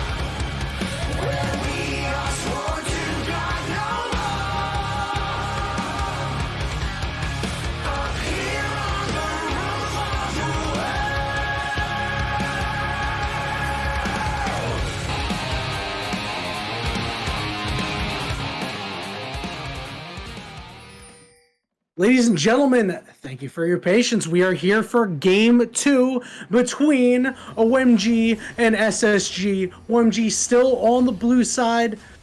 SSG, they got to be on the red side because they can't be anywhere else. And see, as the teams set up a bit of a line of scrimmage here, I really think that SSG could be a little bit more aggressive with the Morgana, but looks like they will opt against it. Yeah, and honestly, I don't think it really matters how aggressive you are in this invade at this point in time, because what you want to do is you want to get your Kayn into a favorable side so they're not fighting against that Volibear in the jungle, and so they're trying to jungle away from the Volibear. So we're going to see Riedel probably come up towards this top side and probably try to start either his Krugs or his red buff to then jungle down towards the bottom side and do a full camp clear, while Engrols instead should be looking to do a blue into red Gromp, followed up by a gank on top lane to try and crack this matchup open. Yeah, I think that's rather wise, keeping the Kayn away, as you mentioned, because obviously things aren't going to go so well. Kayn and a Volibear, and Kayn definitely one of those champions that you would like to get an early lead on is Dallas, potentially looking for their first Dark Harvest stack of the game. Oh yeah, baby, that's first blood.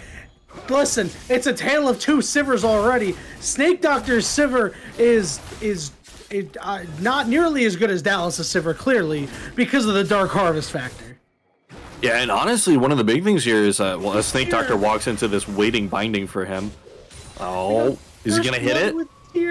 Oh, he misses it! You can't miss that! First blood with Tear, man. That's rough. That is not the way you wanted game 1 to start if you're OMG. I'd be nervous if I were them. Yeah, and honestly, I'm not too thrilled with Eggrols' pathing either. They're looking to do a full jungle camp clear off the back of that Krug camp there. So we will see both junglers going for that full camp clear, jungling towards the opposite side of the maps. They will spot Riddle out with this nice little ward that was placed on chickens by Corrido, so maybe that's going to inform Eggrols of some difference in pathing. But at the end of the day, I expect them to just split the map, jungle towards the Scuttle Crab, and that means that Reedy is going to be in a spot to help out this bottom lane, which we said would be so pivotal, and Dallas has already got that first blood. That's a nice binding landed by Neverwinter onto the 27th of March. Really nailed it right through the minions. And Dallas doing what they can to just get a solid push onto the lane here.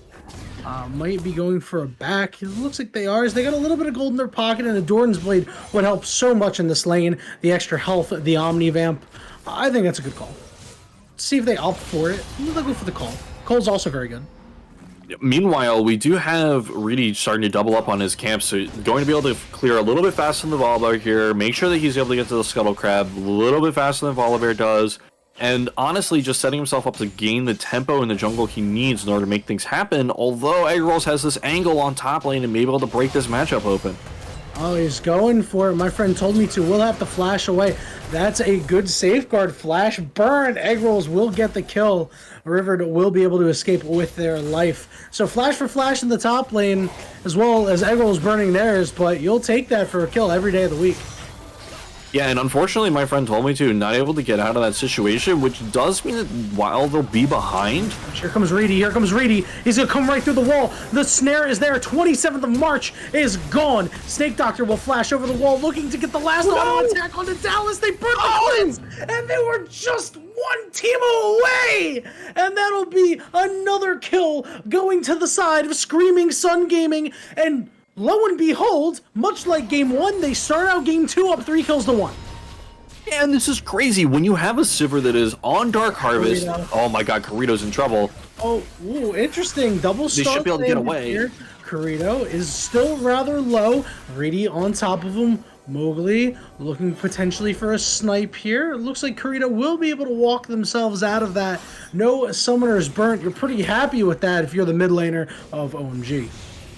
Yeah, and Reedy just interrupts me time and time again by making these aggressive plays when he's able to find an opening somewhere, a chink in the armor of OMG.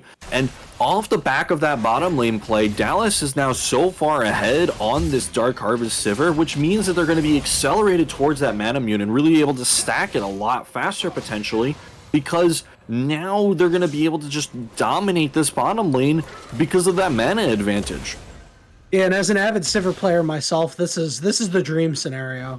You've got your tier, it's already stacking, you've got 2 kills on the board, your Dark Harvest is now online, you've got a call in your inventory, and you happen to have a Caulfield's Warhammer as well. Like, it's so much damage, it's so much mana, you're getting the extra gold, you've got the cooldown reduction, the ability haste, I apologize.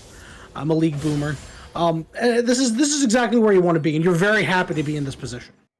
Yeah, and Reedy is going to look for once more another aggressive angle, but spotted out by that pink ward, going to go back, clear it out, not able to actually get that threat down on River to help out my friend told me to in the way they wanted to, and that's going to lead to a dragon take by OMG on the opposite side of the map, which will help them out quite a bit.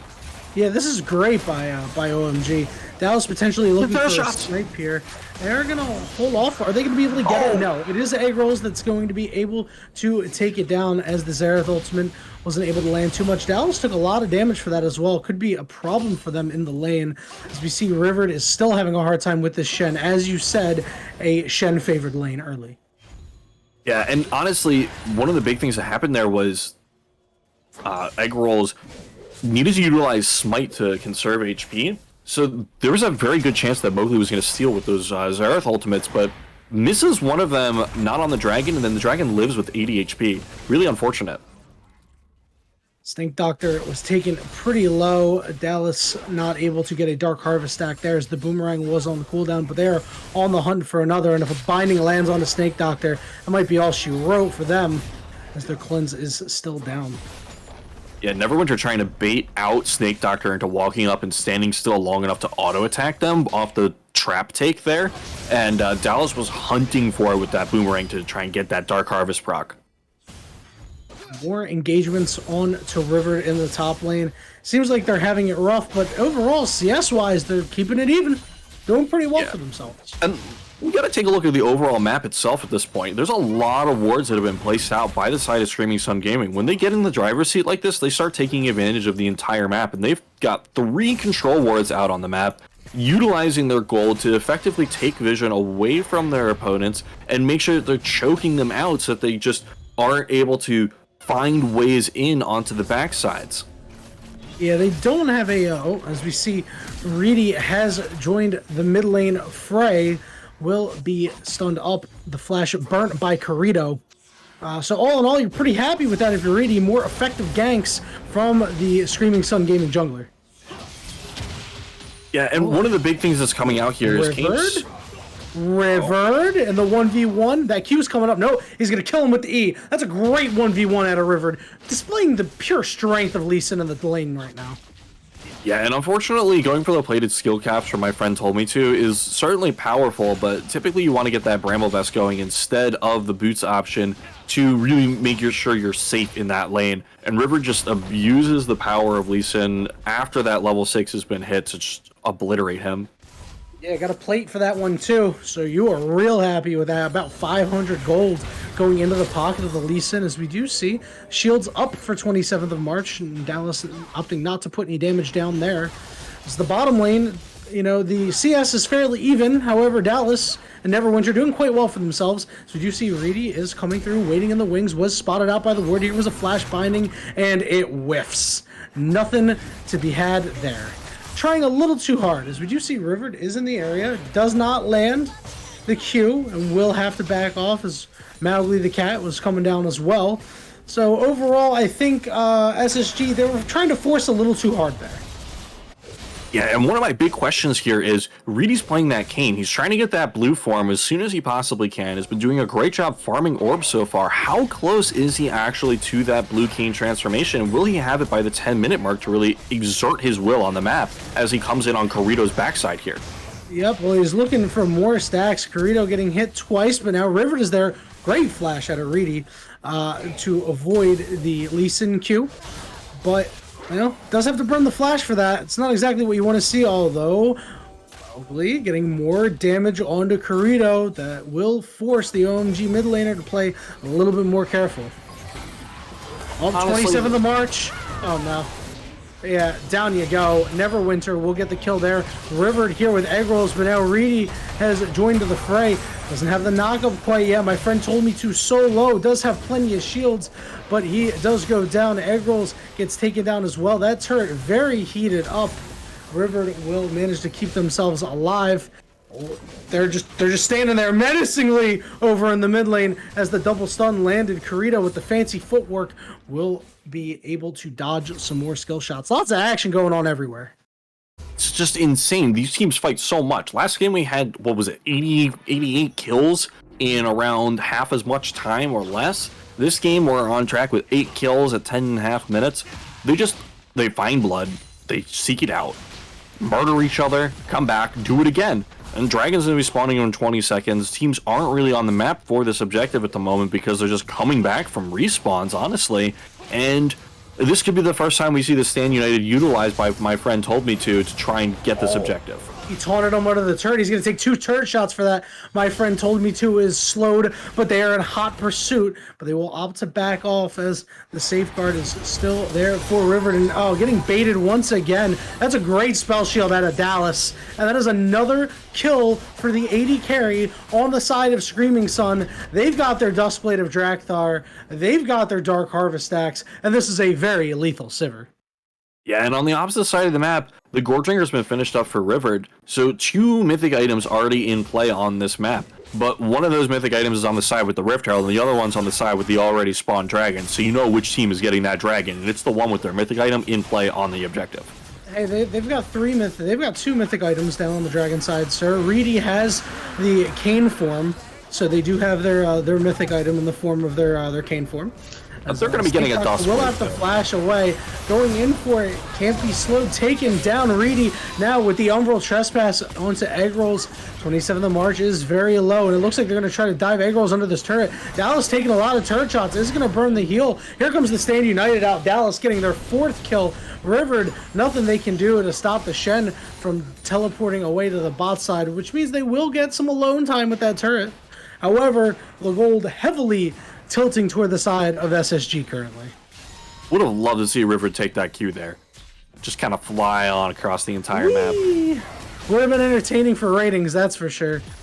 As Mowgli doing what they can, down 20 CS, but they've been able to move around the map, and with all the range that Xerath provides, they're able to get at least a little bit of chip damage in fights. Reedy. As we see Reedy is there. Oh my god, so much damage! Corito falls to the combined might of the jungle mid duo of the side of SSG, and things are not looking so hot right now for Mega Gaming Oblivion, as we are into a pause here. Something has not gone quite right. We will take a quick little break while we're waiting for our tech guys to get that fixed up. Don't go anywhere. We'll have the action for you in just a moment. Seriously, don't go anywhere.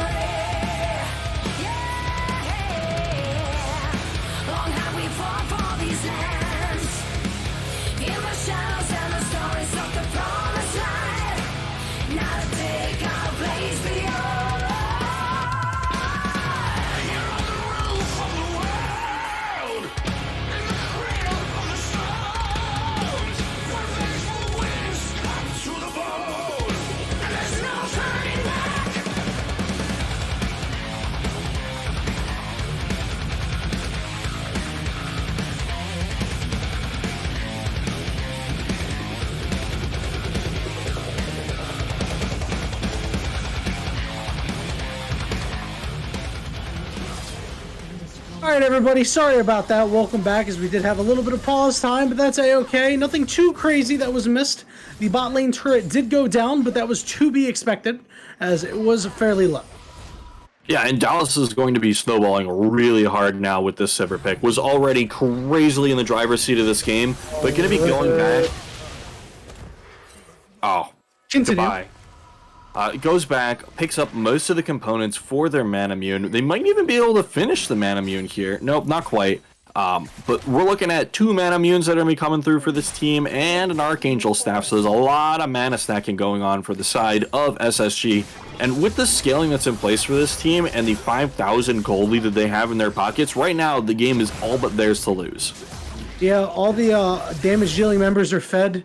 The tank member is not, but that's okay. And the bot side of the map for these guys is just not looking so hot. It's 0-7-0 in this game.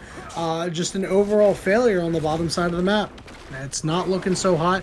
I don't anticipate it changing too much, as they are under heavy fire here. The 27th of March, the Umbral Trespass is there, and there's so much damage. It's just an absurd amount of damage, gratuitous amounts of damage, I might even call it, as that is just an absolute drubbing of the support formerly known as Seraphine. And honestly, Reedy just flies in there, escapes with murder on the back end. Really would have liked to see him drop the Herald on his way out to try and crack that mid lane tower, but I'm sure we'll see them utilize that Herald for a play later in the game on the mid lane to try and open up the vision as they move their vision line forward here and start assessing the map with the next dragon spawning in 2 minutes as their eyes are set on that in the mid lane tower. Yeah, that's the second time they had an opportunity to knock down the mid lane turret and have not taken it. They did not get burnt the first time. However, they were put on the back foot for that. Now, they're so far ahead that I don't think it's going to be an issue, but it's kind of interesting to me. I wonder, clearly this is deliberate. Yeah, and actually something interesting we see is Kane pick up the Crowler's Claw. Oh, Corito's just obliterated. Adios, my friend. Before Corito had to go and die on me, as I was saying, Kane picked up the Crowler's Claw. Oh no, not again. Oh, there's so much damage. This is unfair. 27th of March will be able to just barely survive the Ignite. Lucky that Xerath Ultimate was not up for usage, as these bindings and the Arcano Pulses are just too much for the side of OMG to handle, as we do see River getting taken down into the top lane. There is the Encore. Neverwinter goes down. Lots of damage there. Good burst from the side of OMG as they're able to get one back. But oh, that was dirty. Mowgli just opened his mouth and spat on them. We talked about the BM that was going down before, but there is nothing like just getting Sky rained down on you for 400 damage from a Xerath ultimate. I kind of want to FF for them, as they see Eggro's in a lot of trouble as well. That's a great trap and a Snake Doctor, but nothing you can do. No, not the Shen combo with the Umbral Trespass. There's the taunt. Reedy doing what they can. They do find Corito as well. It is a double kill for the jungler on SSG. The mid laner, Captain Corito, they finally get their first of the game. But the absolute disrespect, a double kill in the base at 16 minutes, diving 2 turrets, it just gets worse the more you talk about it. My friend told me to, came in there with like 400 HP. He was just there to be a bro for Reedy. Reedy's just absolutely slaughtering this game, but picked up the Prowler's Claw instead of the Dustblade, so won't have those brief moments of invisibility while they're trying to get between those kills on the backline, so their assassinations are a bit more limited, but they've been utilizing this Prowler's Claw and just kind of leap into people. Prowler's Claw in, activate the Umbral Trespass to just hop inside, and it's been pretty fun to watch so far. Yeah, this is an absolute drubbing. There's just a difference of carries on the side of SSG, and I've got a feeling that the beatings will continue and morale will not improve, as the dragon does go the way of SSG, the 3rd dragon of the game. It's their 2nd. That is the first Windrake of the game, as we do have Wind Soul, which does increase the mobility of the normally immobile Xerath, which is something definitely to make note about. Yeah, and some of the big things that are coming down here are, while this jungle is being invaded and the Herald is dropped just because it's about to go out of time, Egg Rolls and Rivet are able to get that top lane tower, start trying to claw back a few pieces for themselves, as while they're maybe down a, landslide worth of gold, they are able to try and find some ways back into the game if they're able to, not get murdered every time they appear on the map. And it just appears that if they're not murdered every time they appear on the map, they get pretty close to it, as the poke is just too strong right now. Reedy just pumps out way too much damage, and never mind the fact that Dallas hasn't really been in a fight recently, as Reedy with a questionable move there. Maybe it wasn't that questionable, as Mowgli the Cat will pick up a kill there. There's the Encore. Neverwinter's got to split away. Mowgli the Cat will flash over the wall. Very low is Corrido, but here comes my friend told me to, as he teleports in and picks up a kill. 27th of March, you got nowhere to go. They're going to flash away, gets taken very low. Now Snake Doctor trying to put as much damage as they can, but there's the Stand United. And it looks like Reedy is going to be able to walk away without a problem. And again, now Dallas pushing the top lane, picking up a Dark Harvest stack, and Egg Rolls, they can't do anything. The Big Bear is running away from the lady with the large boomerang. If I saw a large boomerang and I was a big bear, I think that I'd run too. You ever seen Sokka? That is not someone you mess with. Listen, Sokka, I'm not going to talk about the fact that Sokka was at best. Although he was a great comic relief character, and it looks like the comic relief character known as Rivet is here to try to entertain us a little bit, but is just getting absolutely beat down by Dallas. As Dallas is now beginning the pillaging of the top side of the jungle. There's just nothing for Egg Rolls to take anymore. Hey, he's got this wolf camp, even if it costs him his life. No, he doesn't have the wolf camp. It got taken away by Dallas. They say in Texas, bigger is better, and Dallas has just become bigger than anyone else in this entire game, about to finish up that Miramon and really putting the screws to OMG with all of the power that is behind the Silverfang. He's going for it. He goes in the middle of the team. The Umbral Trespass is there. Not too much that they could do otherwise. As Dallas takes the blue buff, is like, all right, guys, are you ready to fight? And Dallas is like, I'm going to go farm. I'll see you later. Yeah, I really like to see them actually take this advantage that they have, all this money that's in their pockets, and actually walk over to the Baron that has spawned and just take it.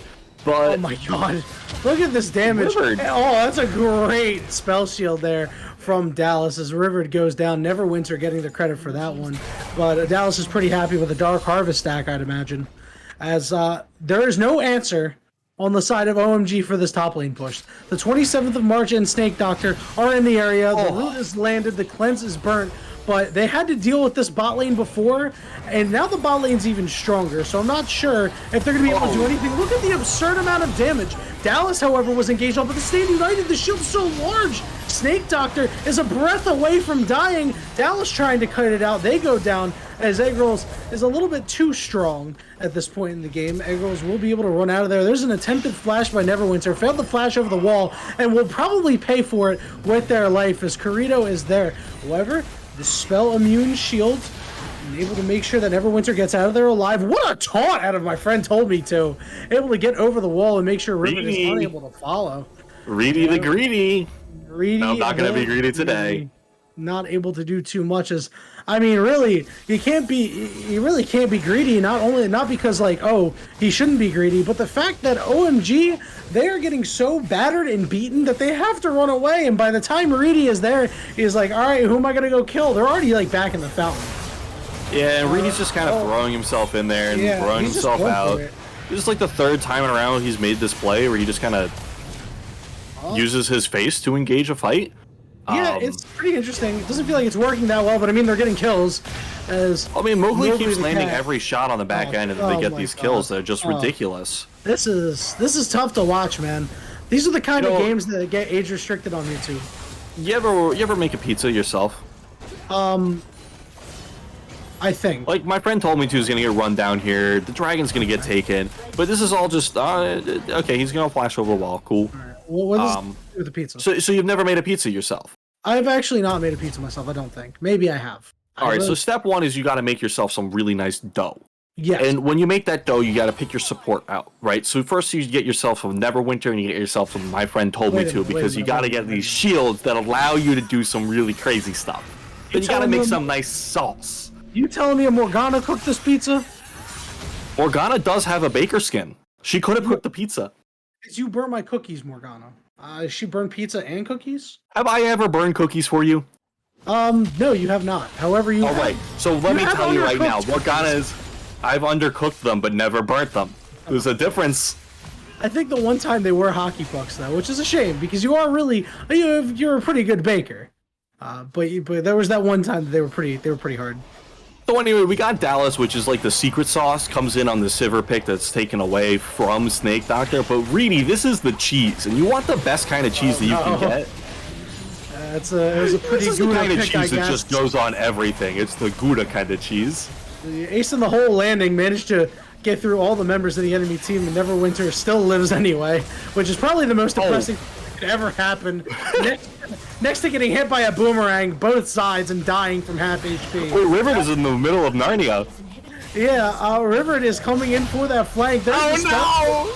Doesn't have enough spell shields, but does have a stand united. Dallas trying to kite it out, doing what he can, and the rest of the team get down Mr. President as they are able to save him from the wrath of the egg roll. And now, Reedy leading the charge. Nobody behind him, but that's okay. Look at the chunks! It's so much damage! It's just unfair. As Reedy picks up kill number 7 of the game. The absolute disrespect shown by Screaming Sun Gaming, and they have game 2 within their grasp. They can see this championship victory in their sight. In the Baron. And honestly, so something we talked about in between the games here was what we look for in really good Sivir players, because we thought that Dallas might take this pick away. And one of the big things that Sivir players really need to master is how they utilize that spell shield. Dallas has not been hit by a single Dragon's Rage. He spell shielded every single one that River has tried to get, even when River tried to be sneaky about them instead of just walking up into his face and pressing R. That alone is just what you need to see. Absolutely. Eggrolls getting chased back. Reedy, Neverwinter, and Mowgli pillaging the blue buff. Poor Eggrolls is just not able to get anything done. He's 2 levels down. He's got very little camps to farm. And it looks like they are getting ready to turn onto the Baron. It looks like they are waiting. I'm not sure what they're waiting for. Neverwinter finally putting down the Tormented Shadow and says, come on, guys. I've got stuff to do. I've got pizzas to make. Let's end this game quick. So the Baron... You think these guys are making a pizza at like 11 o'clock at night? I mean, you've made a pizza at 11 o'clock at night, no? This is true. I made a pizza at 11 o'clock at night. It wasn't my greatest pizza ever, but it was certainly a pizza. Yeah, it's certainly a pizza, and I definitely think Eggrolls does not want a pizza. Eggrolls doesn't want a pizza this, as he's been rooted, and he's got nowhere to go. Oh my god, please stop! The damage is too much! Please, stop the count! Please, end the game! There's just... Even the puns have gone off the rails. He doesn't want a pizza this, what are we doing? Gratuitous amounts of damage coming out. Dallas, now the one lead. Oh my god! What? 80% of his health! Put him in power and give him a Vandal! Oh no, this is falling like flies! Oh no, please! You gotta, I don't know, man. F or something if you're able to. I don't ever able to in the rulebooks, but the mental, if our mentals are getting damaged in that... He lands one! He kicked him into the pit! He got one! And now, are they able to make a play happen? Neverwinter has gone golden. Eggrolls has gone back to the base. That one's been fried for a little bit too long. Dallas is so low, but Carino can't step any far forward.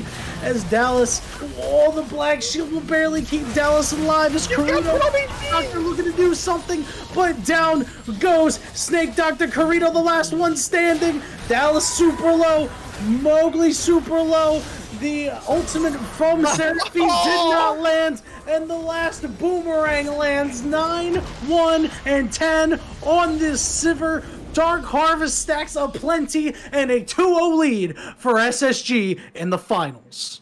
Oh my goodness, what a game! Unsung hero of that game, Yanni, was Mowgli. Mowgli made that first roam without actually being a roam by just unleashing the arcane barrage from eons away, landing all 3 bullets, and having the ability to gift over himself 1 kill and Dallas a kill after Dallas has already built that early advantage, goes deathless in this game. And while Dallas and Reedy were looking crazy and murdering everyone left and right, front and center, Mowgli actually had the most kills because just kept landing these crazy dunks from across the screen on everyone. Yeah, Mowgli also had the most damage, dropping 26k, followed up by Dallas at 24. So the Splash Brothers there are putting in their fair share onto the stat sheet. And I have to say, if I'm OMG, I don't know what to do. This is why I'm not a coach. Oh my goodness, the tweets are going out. They're up 2-0. What could possibly go wrong in this best of 5 series? No. Find out more as we come back in a little bit for game 3 of our best of 5 with Streaming Sun Gaming and Omega Gaming Oblivion. We'll see you for game 3.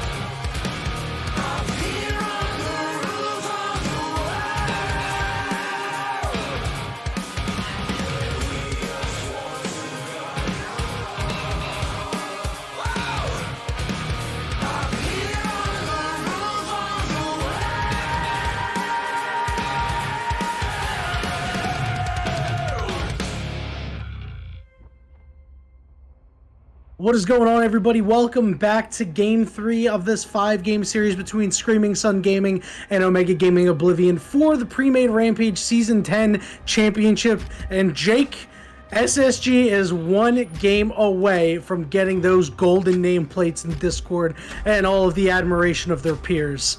And judging by their last game, OMG's got a lot of work to do. This is disgusting. After that last game, they were so far ahead in so many different aspects of the game. If you have some crazy clips that you want to share with us, make sure you tweet us at I'm the Burn Guy and at midget_cow over on Twitter.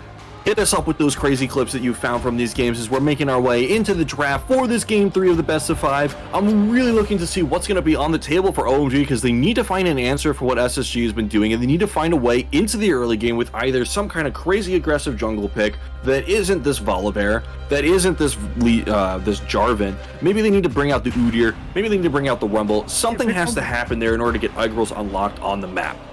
Yeah, they have to do something because really it's just not been a very good time in the jungle for Eggrols. Really disappointed with what they've brought to the table. In the bot lane for Omega Gaming Oblivion has been a bit of a letdown, as well as the entire playoffs they've had. They've done a pretty good job of taking over games and really being reliable players on the team. But I mean, last game, what? They were 0-17-6? Like, that is bad. That is the stuff that I see when I play solo queue. I mean, the difference is I'm actually in the bot lane, but you know, that's beside the point. I don't know what they can do. I really don't. You know, there's a lot that they can do. You're going into Game 3 of your best of 5. You know what players you're playing against. You know what positions you're taking. And honestly, you know what you've lost to. So far, they've lost to snowballs that happened in the early game onto key members for SSG that they were then able to utilize later in the game, or really early in the game in the case of the last game, to make an impact on the map. So if you're OMG, first off, you need to find a way to control the dragon area a little more effectively going into those second and third dragons, which means putting down more wards, being more proactive on the map. Secondly, you need to find a way to unlock your mid laner. Corito has been shut out by Mowgli. Eggrols and Corito, they need to team up, get together, shut down Reedy and Mowgli, get themselves on some aggressive picks.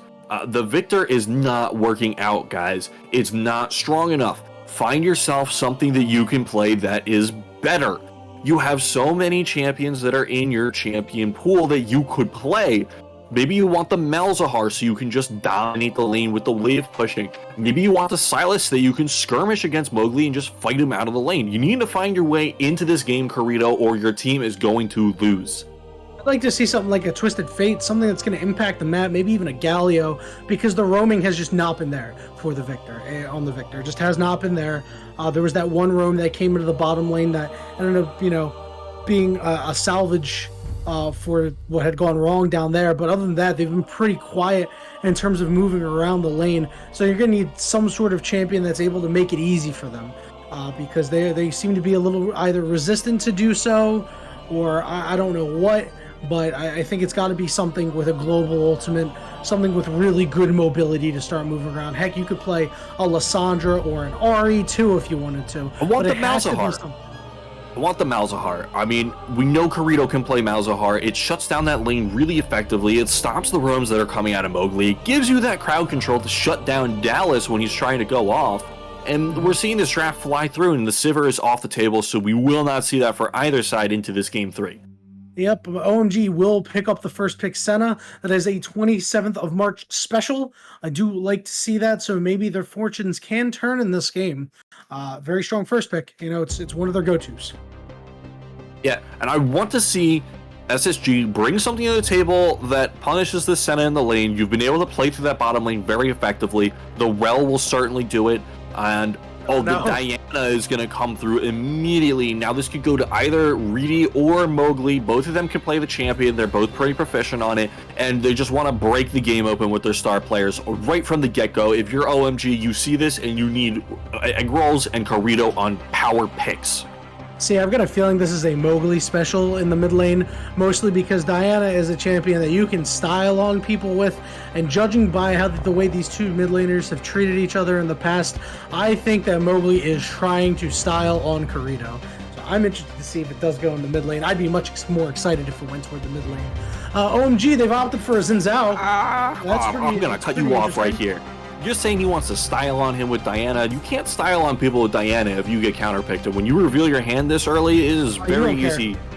Oh my goodness. Corrido, you need to show this man up. Take the Malzahar, shut him down. The Xin Zhao comes through. Xin Zhao, supported by the Senna and Seraphine bottom lane, is going to be crazy powerful coming into these team fights. And Xin Zhao finally is this kind of aggressive early game jungler that Egg Rolls has been desperately needing to get his hands on coming into this third game. Hopefully we can see him take the Xin Zhao, move into a position where he's able to be strong, and just give him some power in that mid lane, Corrido. Anything. Yo, hear me out. What if that's a Twitch jungle? You don't have the Twitch jungle. You can have whatever you want in the jungle. There's a Xin Zhao on the other side. He's got about 7 minutes in the game before he becomes ineffective as a champion. All you have to do is survive it. Oh, that's I think that you have a dislike of the Xin Zhao pick then? It's safe to say? I love the Xin Zhao pick. It's exactly what they need. He has 7 minutes to break the game open or lose the game. Honestly, they didn't make it past the 5-minute mark in the previous game, so break out the powerful picks. Challenge them. Take the Echo if you want to take that. Great, you have an excellent matchup into Diana with the Echo. You should be able to just win this lane. All you need to do is get yourselves to the mid to late game because the macro from both these teams has not been up to snuff and you just want to make something happen. Oh, if they go with the Silas, I'm not going to be feeling this team comp too much here. I think there's going to be way too much magic damage and it's going to take way too long for the physical damage to kind of get online. It looks like they might swap it over to Urgot. I think Urgot's a little bit of a better pick. Urgot, one of those champions. Very good pick. Excellent pick. Urgot, one of those champions where if you just kind of sit there for a while, farm up, maybe skirmish here and there, eventually you'll hit a point in the game around level 14 to 16 where you can just 1v4 people. I don't know if that's just the norm for Urgot or everybody I've watched and played against is a particularly good Urgot, but that has been my experience every time I watch Urgot. What kind of Urgots are you looking at? Dude, level 14 1v4? Yeah. Go watch some of Tyler 1 stream. Go watch some of Tyler 1 stream, bots. You don't 1v4 on Urgot. You die. I have seen plenty of people 1v4 on Urgot. I've seen plenty of people do it. They get so tanky, they output so much damage, and it just becomes impossible to run away from them. I mean, maybe I'm crazy, maybe I'm the one who doesn't know anything, but I've seen many an Urgot run over a team. Anywho, the teams, they are set. As Rel, Diana, Twitch, Shen, Volibear for SSG. Looks like it is going to be, I guess it's probably just a Volibear in the jungle. Yeah, it's just going to be some pretty standard stuff. Look, Twitch lame. Rebel is going to do a great job into Senna Seraphine. You're going to be able to engage on them, try and crack the lane open. If you don't succeed in cracking the lane open, you'll get out sustained, you'll get destroyed, but that's okay. SSG's bottom lane has been able to find those engages and crack that lane open, so I'm pretty confident in their ability to do that coming into this third game here. That said, it's really that top side, that jungle that we're looking for, because the Xin Zhao and the Volibear is going to scale actually just about as abysmally as Xin Zhao does. Even with the new builds that have come through for these champions, their scaling is just they kind of turn into meat shields that do a little bit of damage.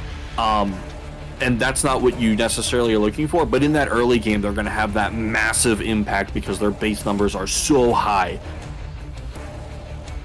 Yeah, high base numbers is going to... Problem is the high base numbers, they're not going to do that much to Rel, Diana, Shen, Volibear. You know, they might do quite a bit to Twitch, but I mean, those high base numbers, those are some chunky health bars. I mean, Diana isn't exactly what I would call a tank, but also isn't a frail mid laner or anything like that. So I'm not quite sure how these big damage numbers are going to pan out for OMG, especially since, like you said, OMG is essentially on a timer.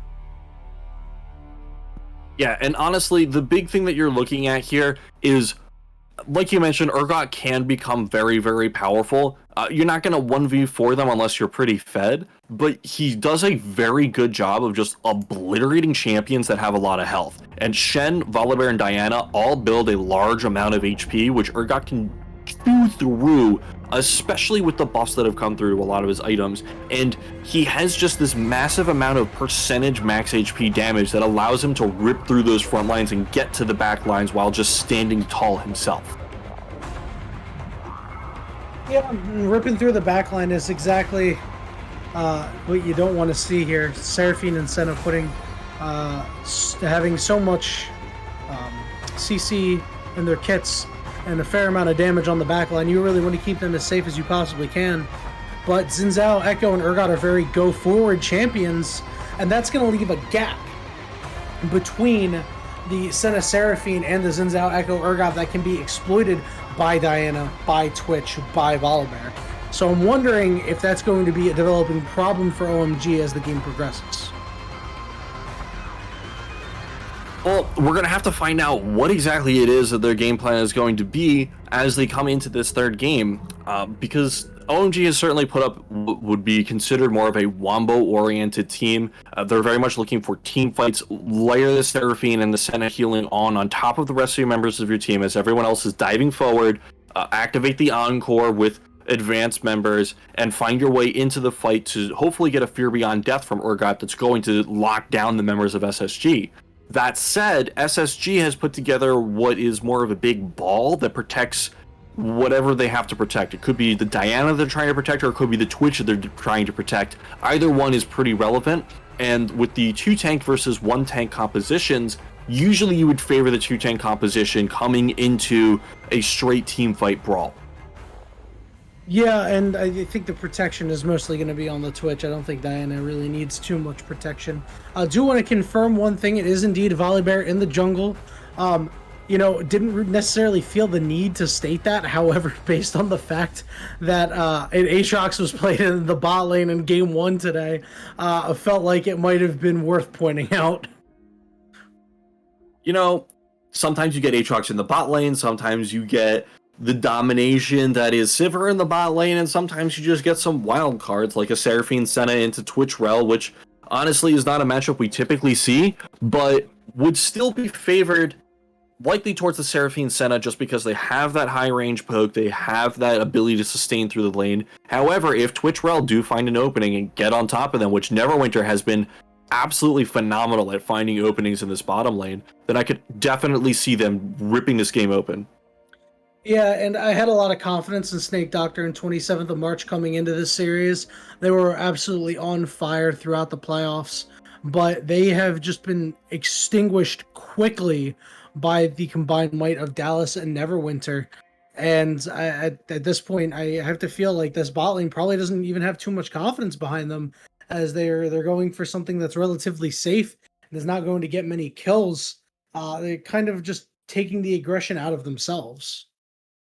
Well, I mean, when you get bodied like that, you really got to dial it back and try and let the rest of the map handle things. And Rivet has been shining pretty brightly in most of this series, as we kind of expected, coming up against My Friend Told Me To, the last-minute sub that was needed to be picked up by SSG. However, I don't really know if giving River 2 supports is going to be enough to actually make you continue playing out this series, or if it's just going to send you guys to a quick 3-0 stop from the side of SSG. And speaking of quick stops right here, we are going to take a quick break as we are getting into what could be the final game of this best of 5. SSG is up 2-0. OMG has to buckle down and bring it together in order to force a game 4. We'll see you soon.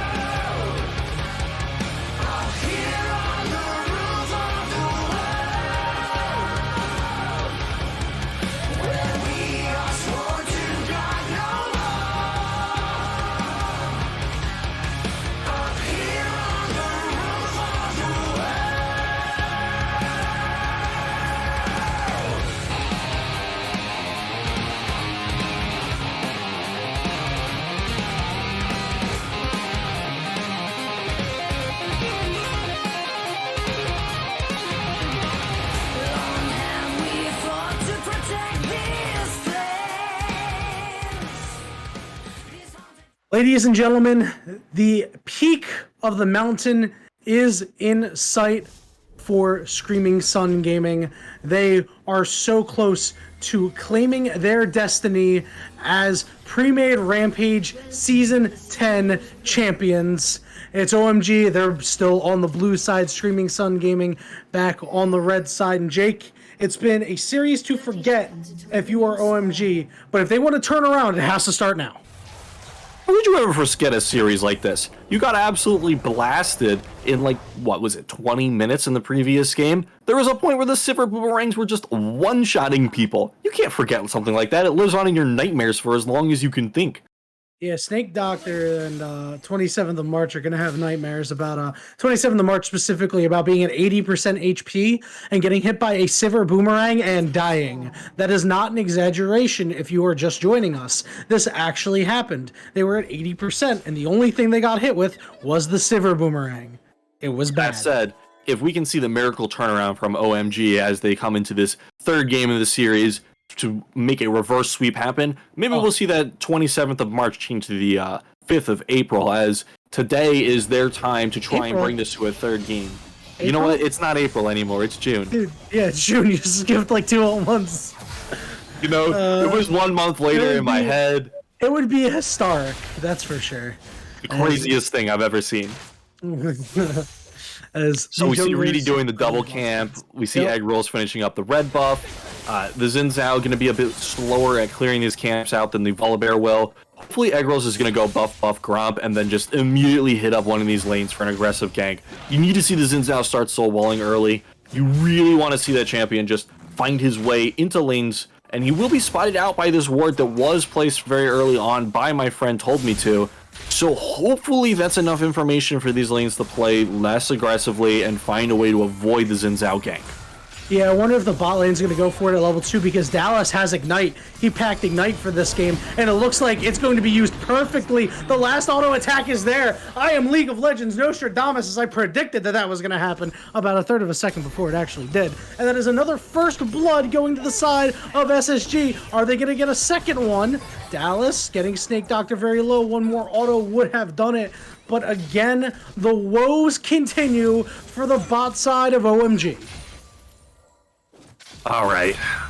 You know, it's pretty unfortunate that you died there, but your entire wave is still there. You're able to get back with the empowered buff of the home guards. You can try and stabilize this a little bit. Xin Zhao has snuck into the top side and is looking for an angled on my friend told me so. Reedy is coming in for the support. This is the kind of fight that can determine the entirety of this game as they go in first. He's an alcove gamer, but my friend told me to. The dash is there.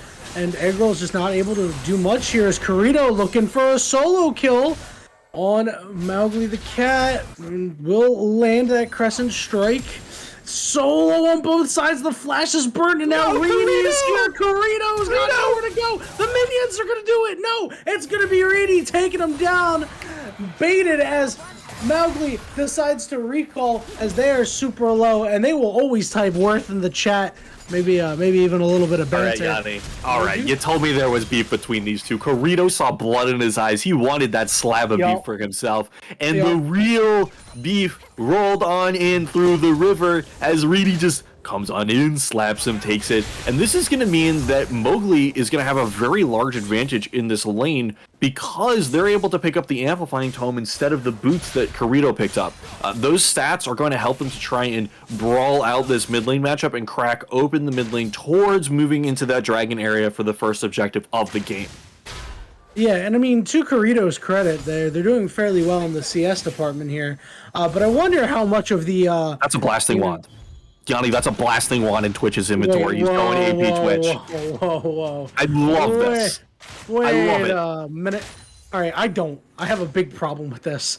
Volibear does mixed damage. Shen does not do a whole lot of damage. So the damage profile of your team. AP Twitch is so good when you're into Seraphine and Senna. It just obliterates them. No, that's true. However, oh no, Reedy, you do have to factor in the damage profile. okay, sure, you got to factor in the damage profile if we get to, let's say, 25, 30 minutes into the game. If we see another stomp happen here with the fact that Dallas is already fed on this Twitch, or starting to be fed, he's got the Dark Seal in his inventory to go with that Blasting Wand, and is playing the Halo Blades build, so this is rather expected for the AP Twitch to be coming through here. So this is something that can snowball very effectively, very heavily, and if you get ahead, you will just dominate the game when you play AP Twitch. Yeah, the next fight that Dallas is in will be very telling about how this direction of the game will go. If they get into this fight and they manage to pick up 2 kills or something like that, then it's going to be a stomp, and there's no ifs, ands, or buts about it. So we'll have to see what Snake Doctor.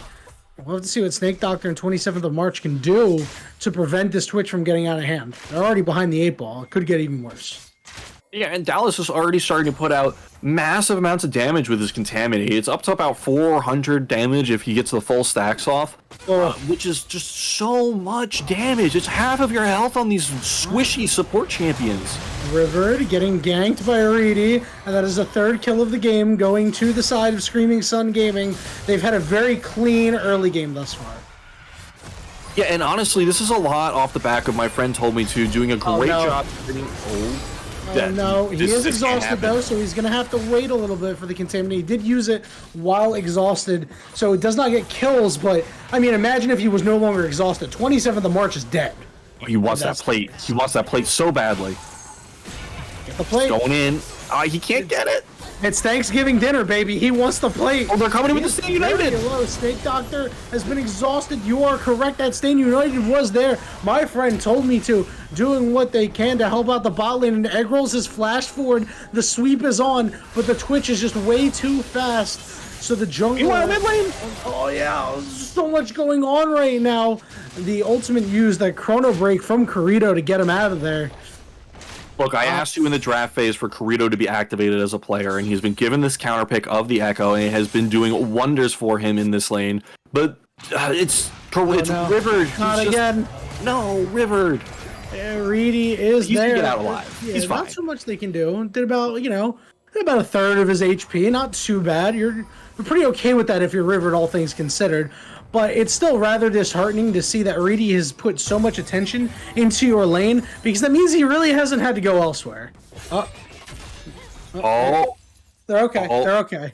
Thought something went a little wrong there. I always feel like when that happens, they walk up to the turret and they look on the mini map elsewhere, and they're like, "Oh wait, I'm in turret range. Oops." Oh, that's a huge wave. That's there are gonna do a lot 4 of people damage. down here. Yeah, I mean, they're setting up for the dragon. Eggroll's trying to steal away this blue buff. Reedy is there. Now Corrido trying to back him off. The smite does go over to Reedy. Is there a converge from the rest of the squad? No, not quite. Mowgli the cat was not in the area, nor was Dallas. Another good taunt landed, but River doing a good job. Okay, this is important though. Snake Doctor's hit that level 6 on the Seraphine for the Encore well before Neverwinter or Dallas are even close to that point, which means that the Seraphine's threat level is very, very high, and if they try to set up for this dragon, which it looks like they're going to concede, given where their champions are on the map, they are very powerful right now. Yeah, I think, I mean, they shouldn't really concede it, but I think they might have to. It's very interesting to see where this is going to go. That was a great Hex Flash use. They're both level 6s. Yeah, they both. No, only Snake Doctor was level 6. That's a great job of dissuading any engagement there. No, Dallas is level 6 too. Dallas is now level 6, so that might give him an opportunity to swing back around and go in. That's a solo kill. Mowgli will take down Corrido, and Corrido, as close as they were to taking down Mowgli in the past, Mowgli is the one with the last laugh. Donnie, we've been over this. It's Mowgli. It's Mowgli? It's Mowgli. Listen, I'm not jumping fan. Meanwhile, Neverwinter is just down. In the endless night. Reedy in the area. The expunge from Dallas not doing all too much. Now 27th of March is on the aggressive end of it. Dallas might get rooted. He does, but Reedy now coming back around with Snake Doctor and looking to take him down, and he will just slam jam on top of him, getting a kill for pretty much nothing there. 27th of March, there's nothing that they can do either.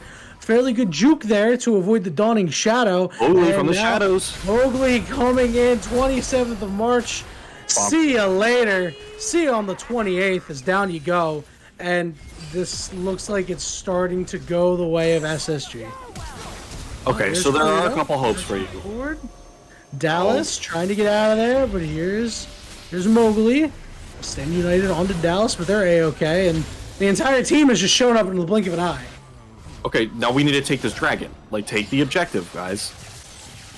Stop recalling and take your objective. Seems like they've got their heart set on the turret, but they're not able to get anything for it.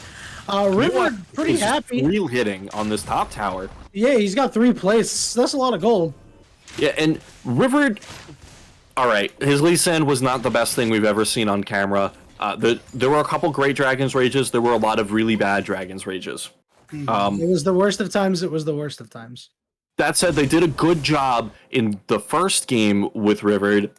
He was a pretty strong force to be reckoned with. So maybe if we can get this Urgot to an early first item, he might be able to make an impact on the map when his teleport comes up in a couple minutes here. But I don't know. It's really just not looking great if you're an OMG fan here. Yeah, it seems like that has to be the win condition for OMG. It's a shame that Egg Rolls and Corrito, they've just not been able to make too much of anything happen this series. I've been pretty disappointed in Egg Rolls, I have to be honest with you. This is a guy that I had pegged as one of the best junglers in Risen, as there's an engagement Dallas, a 2v1 engagement, and now Neverwinter has gone in. Wow, that's a great magnetic pull there by that Rel. There's a Nashor's Tooth already for the Twitch, too. Like, God, he was just bodying them. He's huge. But I gotta mention, you said you were disappointed in Egg Rolls? Yes. The Egg Rolls were disappointed. Is that why we're not getting Chinese later? That is exactly why we're not getting Chinese later. I mean, unless you want to get Chinese later. Here comes Egg Rolls, missing his skill shot, but getting a kill. There we go. Egg Rolls getting back in the game. Dallas, unfortunately, is now in a killing spree, which is pretty bad. Reedy has slain the dragon on his own, so there's that objective that you wanted so much. And once again, it appears the jungler, the mid laner, and the AD carry, and the AP carry in this case, for the side of SSG are so fed. Mowgli getting another one. It's getting to that point in the game. I think at the same point of the game, in game 2, at the same exact time, it was 10 kills to 30. Okay, let's take a moment. Let's take a breather. Find our footing. There's a Rift Herald that can be taken for some kind of objective. The blue buff respawning, Reedy's going to get that. Dallas finished up some boots. We'll see the Diana Mowgli's going to put together. Doesn't actually have enough for his mythic yet. Probably wanted to stick around for that plate, but wanted better back timing. What can we talk about that's actually going to be a shining light here for OMG versus Screaming Sun Gaming just stomping them? Really, at this point, there's only one thing they can do. They can get together as a big death ball, find some wards on the map, find a niche, and make a play. I think you're on a little bit too much hopium there, my friend. I want to see them land that 5-man encore that just turns into Corrito getting a penta. They're gonna land Corrito here, but not in the way you wanted them to. Corrito just gave up. The mental is broken. Just stopped moving. The mental has been broken, I think. That shows you right there that that's it. All right, sometimes you're just cooking things up. You're following the recipe the same way that you followed it every time before, and you put in one cup of a game 2 stomp, 1 cup of a game 3 early lead, and overall you've got one broken mental that is going to lead to the end of this series. My friend told me to coming through with the Stain United picking up their first of the game. 13 minutes, make it 14 minutes in. It is a 3,500 gold lead at 12 kills to 3. It is tough to watch. If you are an OMG fan, I am sorry. That's it. Fortunately, according to our predictions, most people are not OMG fans and haven't been since game 1. The SSG crowd has been stealing all of their points over on the Risen Esports Twitch channel, and it has been pretty amazing to watch them take all of those points away in this best of 5. Hey man, if they're just giving points away, like that's fine. You're cool with it. Like free stuff. Yeah, quick little donation. Yeah, free stuff is free stuff. Oh my goodness, the teleports are so bold at this point. Just does not care. Corrito earlier had a quick little donation as well. When he got ganked by 3 members in the mid lane. The damage. Yeah, River doesn't do all too much to my friend told me to. My friend told me to does a lot to River. River's gonna need a few more levels before they're maybe able to make any sort of impact. But I don't. He's gonna need another series to make an impact at this point. Yeah, here comes Reedy as well. There's a nice flash taunt. There's the great CC chain. I hope this team comes back for season 11, man, because this team is clean.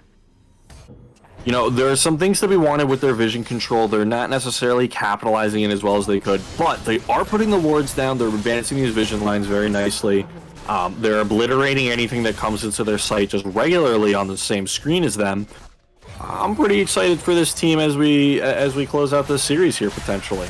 Yeah, they're a little too team deathmatchy for my liking, but I think that's okay, as Snake Doctor has now been flashed on top of, and they will pay for it with their life. Only getting 137 gold is the jungler for a full kill. Now River might be able to find their way into the game if they're able to pick up a kill here. Nope, it's going to be the 27th of March picking that one up. They've got their third. I mean, Senna infinitely scales, so maybe there's a world where the Senna gets too huge, but I mean, the synergy between this Shen and this Twitch is just way too strong. 6 kills on the board, a fully stacked Dark Seal for Dallas. How many times have we run the submarine in some random as hell 5-stack games?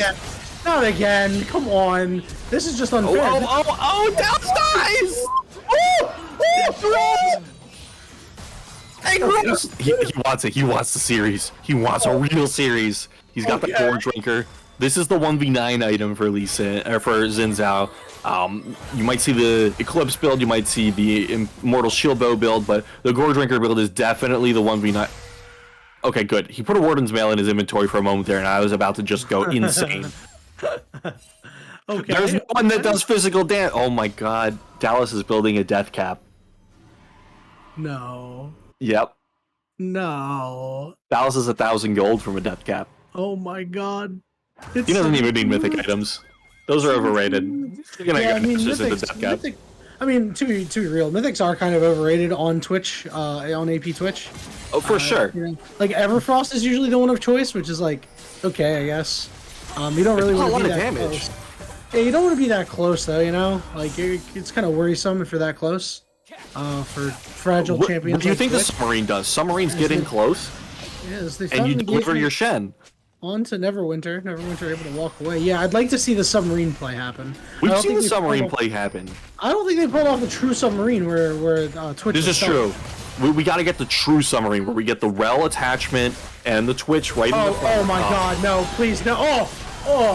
Oh, that damage is just unreal. They are finding their way on top of Dallas, though. Dallas getting stunned up with so much help from the rest of the team. They go in to try to kill Dallas, and they go out and take him down. Hey, River picked up one. That's pretty nice. The 27th of March, though, has nowhere to go. It's a 4-for-1.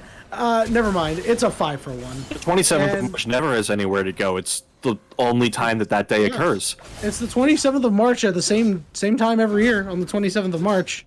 Sometimes it comes a little bit earlier, though, you know, leap years and stuff. That being said, it sounds like the 27th time they've marched it down this game, as they have not had a good series themselves. I mean, to be fair to the entire team, they've all had a pretty poor series, aside from game 1.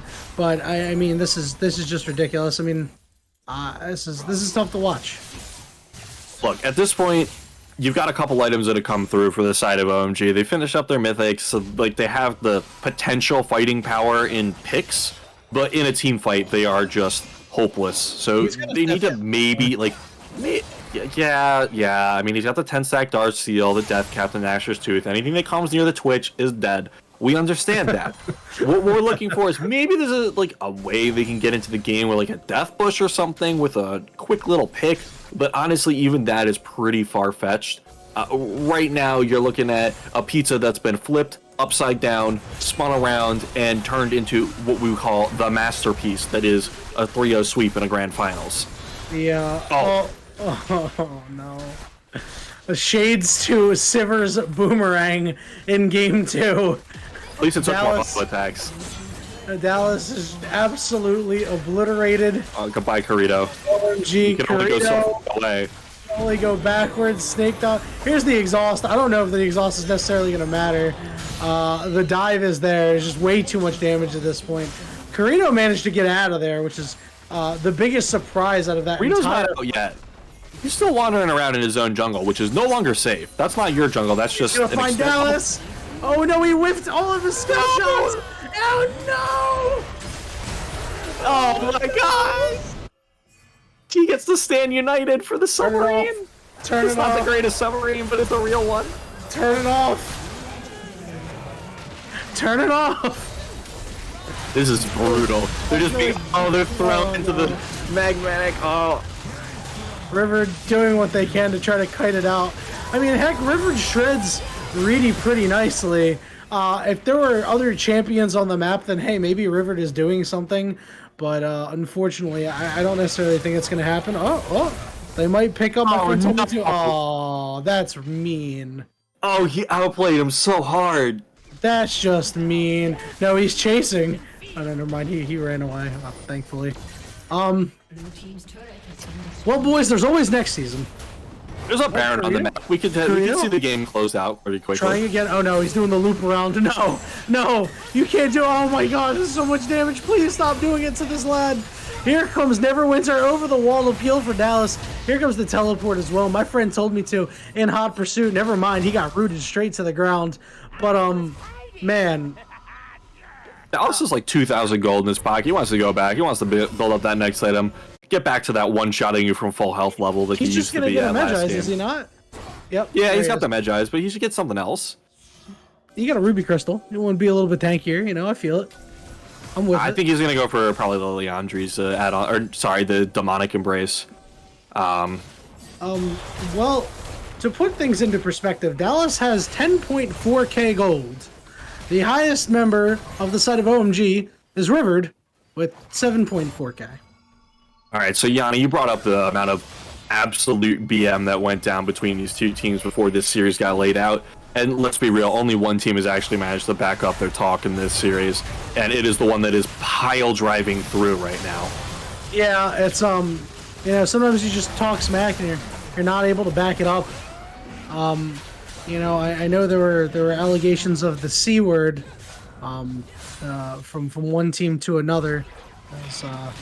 I know but apparently those did not come to fruition. Everything was deemed to be fine, and that's really where the beef started. And the beef is going to end here. I mean, like, you know, it's hard to have beef. You can't go 0-7-1 and try to have beef anymore. Yeah, it's hard to have beef when you've got two teams, and one is just absolutely giga stomped the other one. You know, the beef doesn't really last that way. I mean, maybe Corrido and company come back around next season and maybe they're able to give it another try again. But I mean, this is it's tough to watch, man. You know, and it's sad to see. This is all the work that they put in this year. River has found himself a rat. Yeah, or Dallas has found himself a Rivered, I think. It seemed like he still had 50% HP when that expunge went down, and then he had 0. You know, Mowgli the cat is here, has the stand united. There's a double taunt landed. That is another rolled fight for the side of Screaming Sun Gaming. 30 kills to 7 in 23 minutes of game time.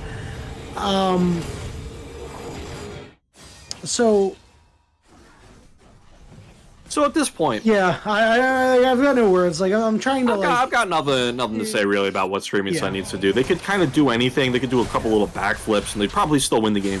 They probably disconnect it's for gonna be hard 5 for them minutes. to lose. The entire team could disconnect for 5 minutes without a pause. Maybe even 10. If Dallas falls asleep in his chair, maybe they have a chance.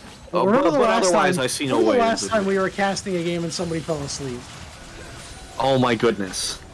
We were casting this Rocket League game in a high school invitational, and in the semifinals, one of the players fell asleep in his own chair. Apparently he had some kind of, you know, he had something going on.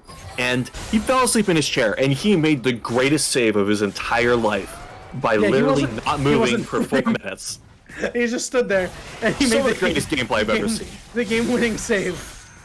They did end up losing that series 1-2, but the scary thing is they won a game while in a 2v3. Yeah, and I'm pretty sure that Screaming Sun would also win a game in a 2v3 at this point, as they are in a absolutely 3v5. stomping. Dallas putting as many auto attacks as he can down. Is he gonna die? No, he lives with barely enough HP, enough blood in his big toe to keep him sustained. Neverwinter will fall. That's a big shutdown for Rivered. Let's see if he's able to collect any more. Did not hit Dallas with the Fear Beyond Death. Is trying to go find his way onto Dallas. Did Stride Breaker in, but got taunted. That's going to be another kill. Dallas the things have gone down for the Scorched Dallas did 2,000 damage with his Contaminate there. Yeah, he's 11, 1, and 12, and the crazy part is taking a look at his inventory is that he can get stronger, and he is going to get stronger. He is going to back here. And he wants to get a Rift Maker. Yeah, he is certainly the Rift Maker in this game. He has single-handedly created the rift between Screaming Sun Gaming and Omega Gaming Oblivion through his play in the last 2 games. And sure, I say single-handedly, not to downplay Mowgli or Reedy or the rest of the members of the team. Neverwinter has kept those kills in. Yeah, they've played incredibly well, but I mean, just the sheer amount of damage and the mental damage it causes that was poured out by Dallas, I think is a big reason why OMG was really never into this game. They loaded in, and then they lost. That's the closest they were to being in the game. Oh, they got a little bit further than loading in. They got to the pause button. Oh, they did. They did get to the pause button, yes. Unfortunately, they came back from the pause and they looked even more lost than before it. Yep, Reedy chasing down egg rolls. Dallas doing what he can to stack up Contaminates. He has popped that ultimate, getting tossed into the team. The Standing United is there, though. He has been exhausted. Still hasn't popped the Contaminate yet. I'm waiting for a bunch of damage to go out. I think he may have done it a little bit ago. Hard to tell, but it doesn't really matter at this point. Corrito, the last one standing. No, never mind. 27th of March, the last one standing. For how much longer? Maybe about a third of a second. All right. 7/8 of a second. That is all she wrote. The death timers are too long. It's 20 seconds on egg rolls. Minions pouring into the base. And a well-earned Premade Rampage Season 10 championship from the side of Screaming Sun Gaming. A couple of the members of the team, just Mowgli has elected to back. The minions are there. Reedy is there. My friend told me to is there. My friend told me to. Very happy for them. They did get eliminated in the last round by Omega Gaming Oblivion as they were on the Iron Chefs. They do get their revenge. That is all she wrote. A decisive 3-0 victory for your champion, SSG. What a fantastic series. It's not every time you get to see someone just completely rip through a squad like that. 2 games of just complete blasting from the side of Screaming Sun Gaming, and game 1 was a crazy banger, back and forth. It was a great game. Very, very intense. But then Screaming Sun just turned it up, and I don't know about you, but sometimes you're on 10 because you come into the grand finals, and you got to take it to 11. You know, when you purchase an amplifier, you purchase the amplifier because it goes to 10. But some people, they purchase the amplifier because it goes to 11. Just because 10 is just not enough. You just one more. Yeah, and Omega Gaming Oblivion, I give them credit for game 1. They really punched SSG in the mouth.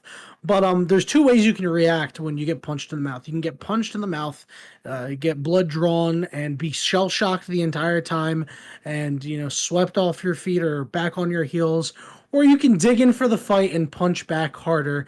And Screaming Sun Gaming punched Omega Gaming Oblivion so hard they are still flying through skyscrapers at this point in time. They are still going. They are still at terminal velocity, and they'll probably stop flying at terminal velocity in probably about a week. It is absolutely ridiculous what they managed to do here in the grand finals for the Premade Rampage Season 10. But that is not all that we have for you tonight, folks. We will be right back after a short break with some interviews from our winners as we try to see what was going through Screaming Sun's mind as they obliterated the competition. Yep, we'll see you soon for that one.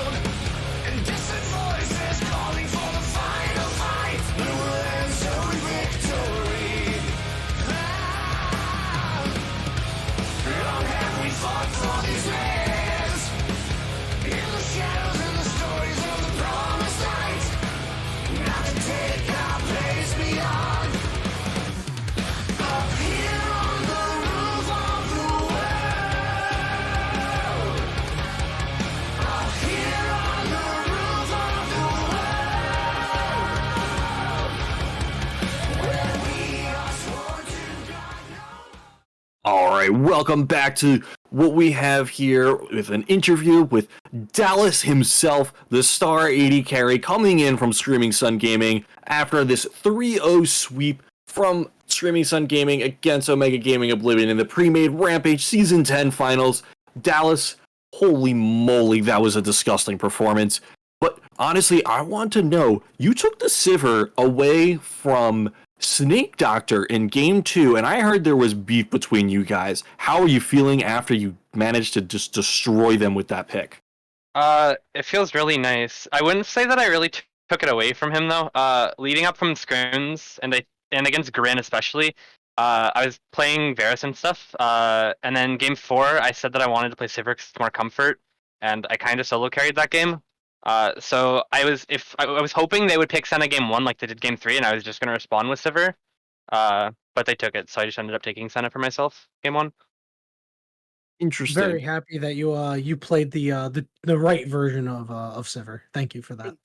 Yeah, and especially because you mentioned just now that you were trying out Varus and scrims and you ended up playing the Sivir on stage because it was more comfort for you. We actually saw a bunch of those Varus games, and a lot of the times when Varus got picked, he just seemed unable to survive against most of the champions. So the Sivir pick seemed like he was performing incredibly well in your hands. Do you have any tips out there for the viewers for how you're able to land spell shields on almost every single one of the Dragon's Rages that rivered through at you? Honestly, he just kind of was predictable. Every time he was going, it was just I knew he was gonna ult me, so it was easy just to press E once he ward hop behind me. So You have it there, folks. You just gotta predict their prediction and be on top of it. just got to get good, you know. So Dallas, how does it feel that you get to now defend your title instead of being so tantalizingly close year in and year out? 9-time semifinalists, 1-time champion. How does that feel, man? It feels really good. I was super nervous going into finals, especially after dropping a game to Grin in semis, and then the whole situation with needing a new top laner. But Josh came in and he played super well, so I really appreciate Josh for coming in. And my entire team, they played around me.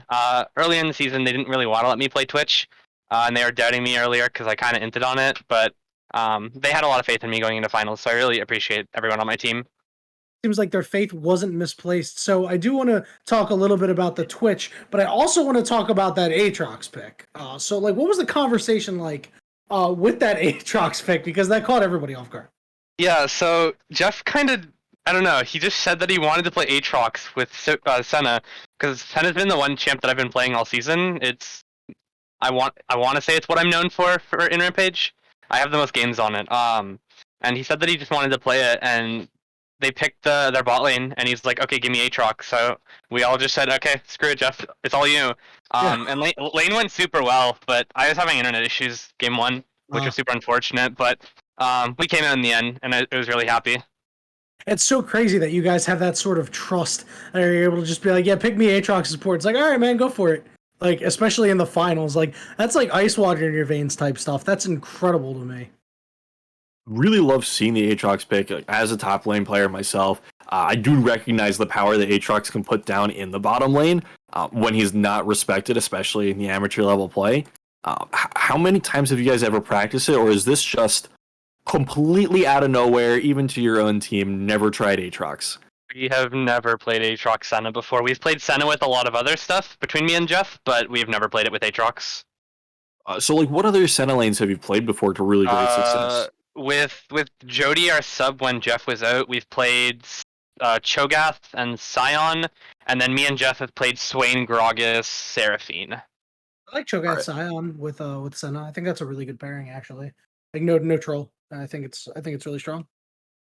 Now that you're the champion, you get to look at all the other AD carries and tell them that you're just better than them. This means that you get to look at some smiling faces of Risen that have been mainstays in the pre-made Rampage scene for a long time, such as Travis over on the Grin Reapers, Snake Doctor on the team you just beat. Do you have any messages for those AD carries going into the next season for what you're going to do to them as the new champion defending his title? Oh no, I'm going for Plat, man. But I have a lot of respect for Travi. Oh. He was probably the hardest ADC that I played all season.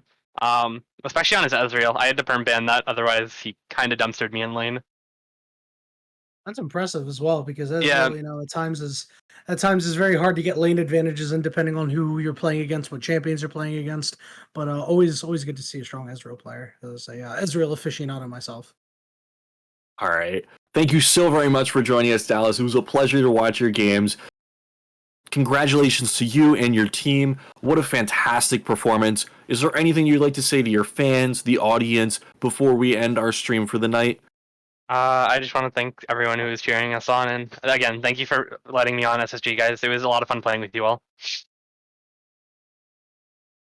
All right. You there heard you it here, have it. folks.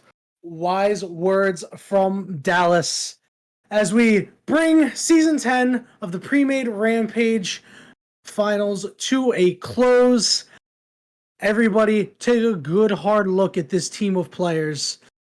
I don't know, some of them might stick around, some of them might get promoted to a higher level league, but just think that you could be next. The championship is now up for grabs all of a sudden. Start preparing and get yourself ready. Get your team together, start winning games. And on behalf from everyone here at Risen, thank you very much for tuning in tonight. Make sure to check out our content, and we will see you in the future. Tomorrow we have yet another Grand Finals Best of 5 here at 8 o'clock Eastern Time. And unfortunately, Yanni will not be back for that. I will be. I'll be casting that with another mainstay of the Risen squad. I'll be here with Danielson524. So if you are interested in seeing the Open Rampage Finals, come back here tomorrow night, and we will have another banger of a series for you guys. Have a great night, everybody. Be well.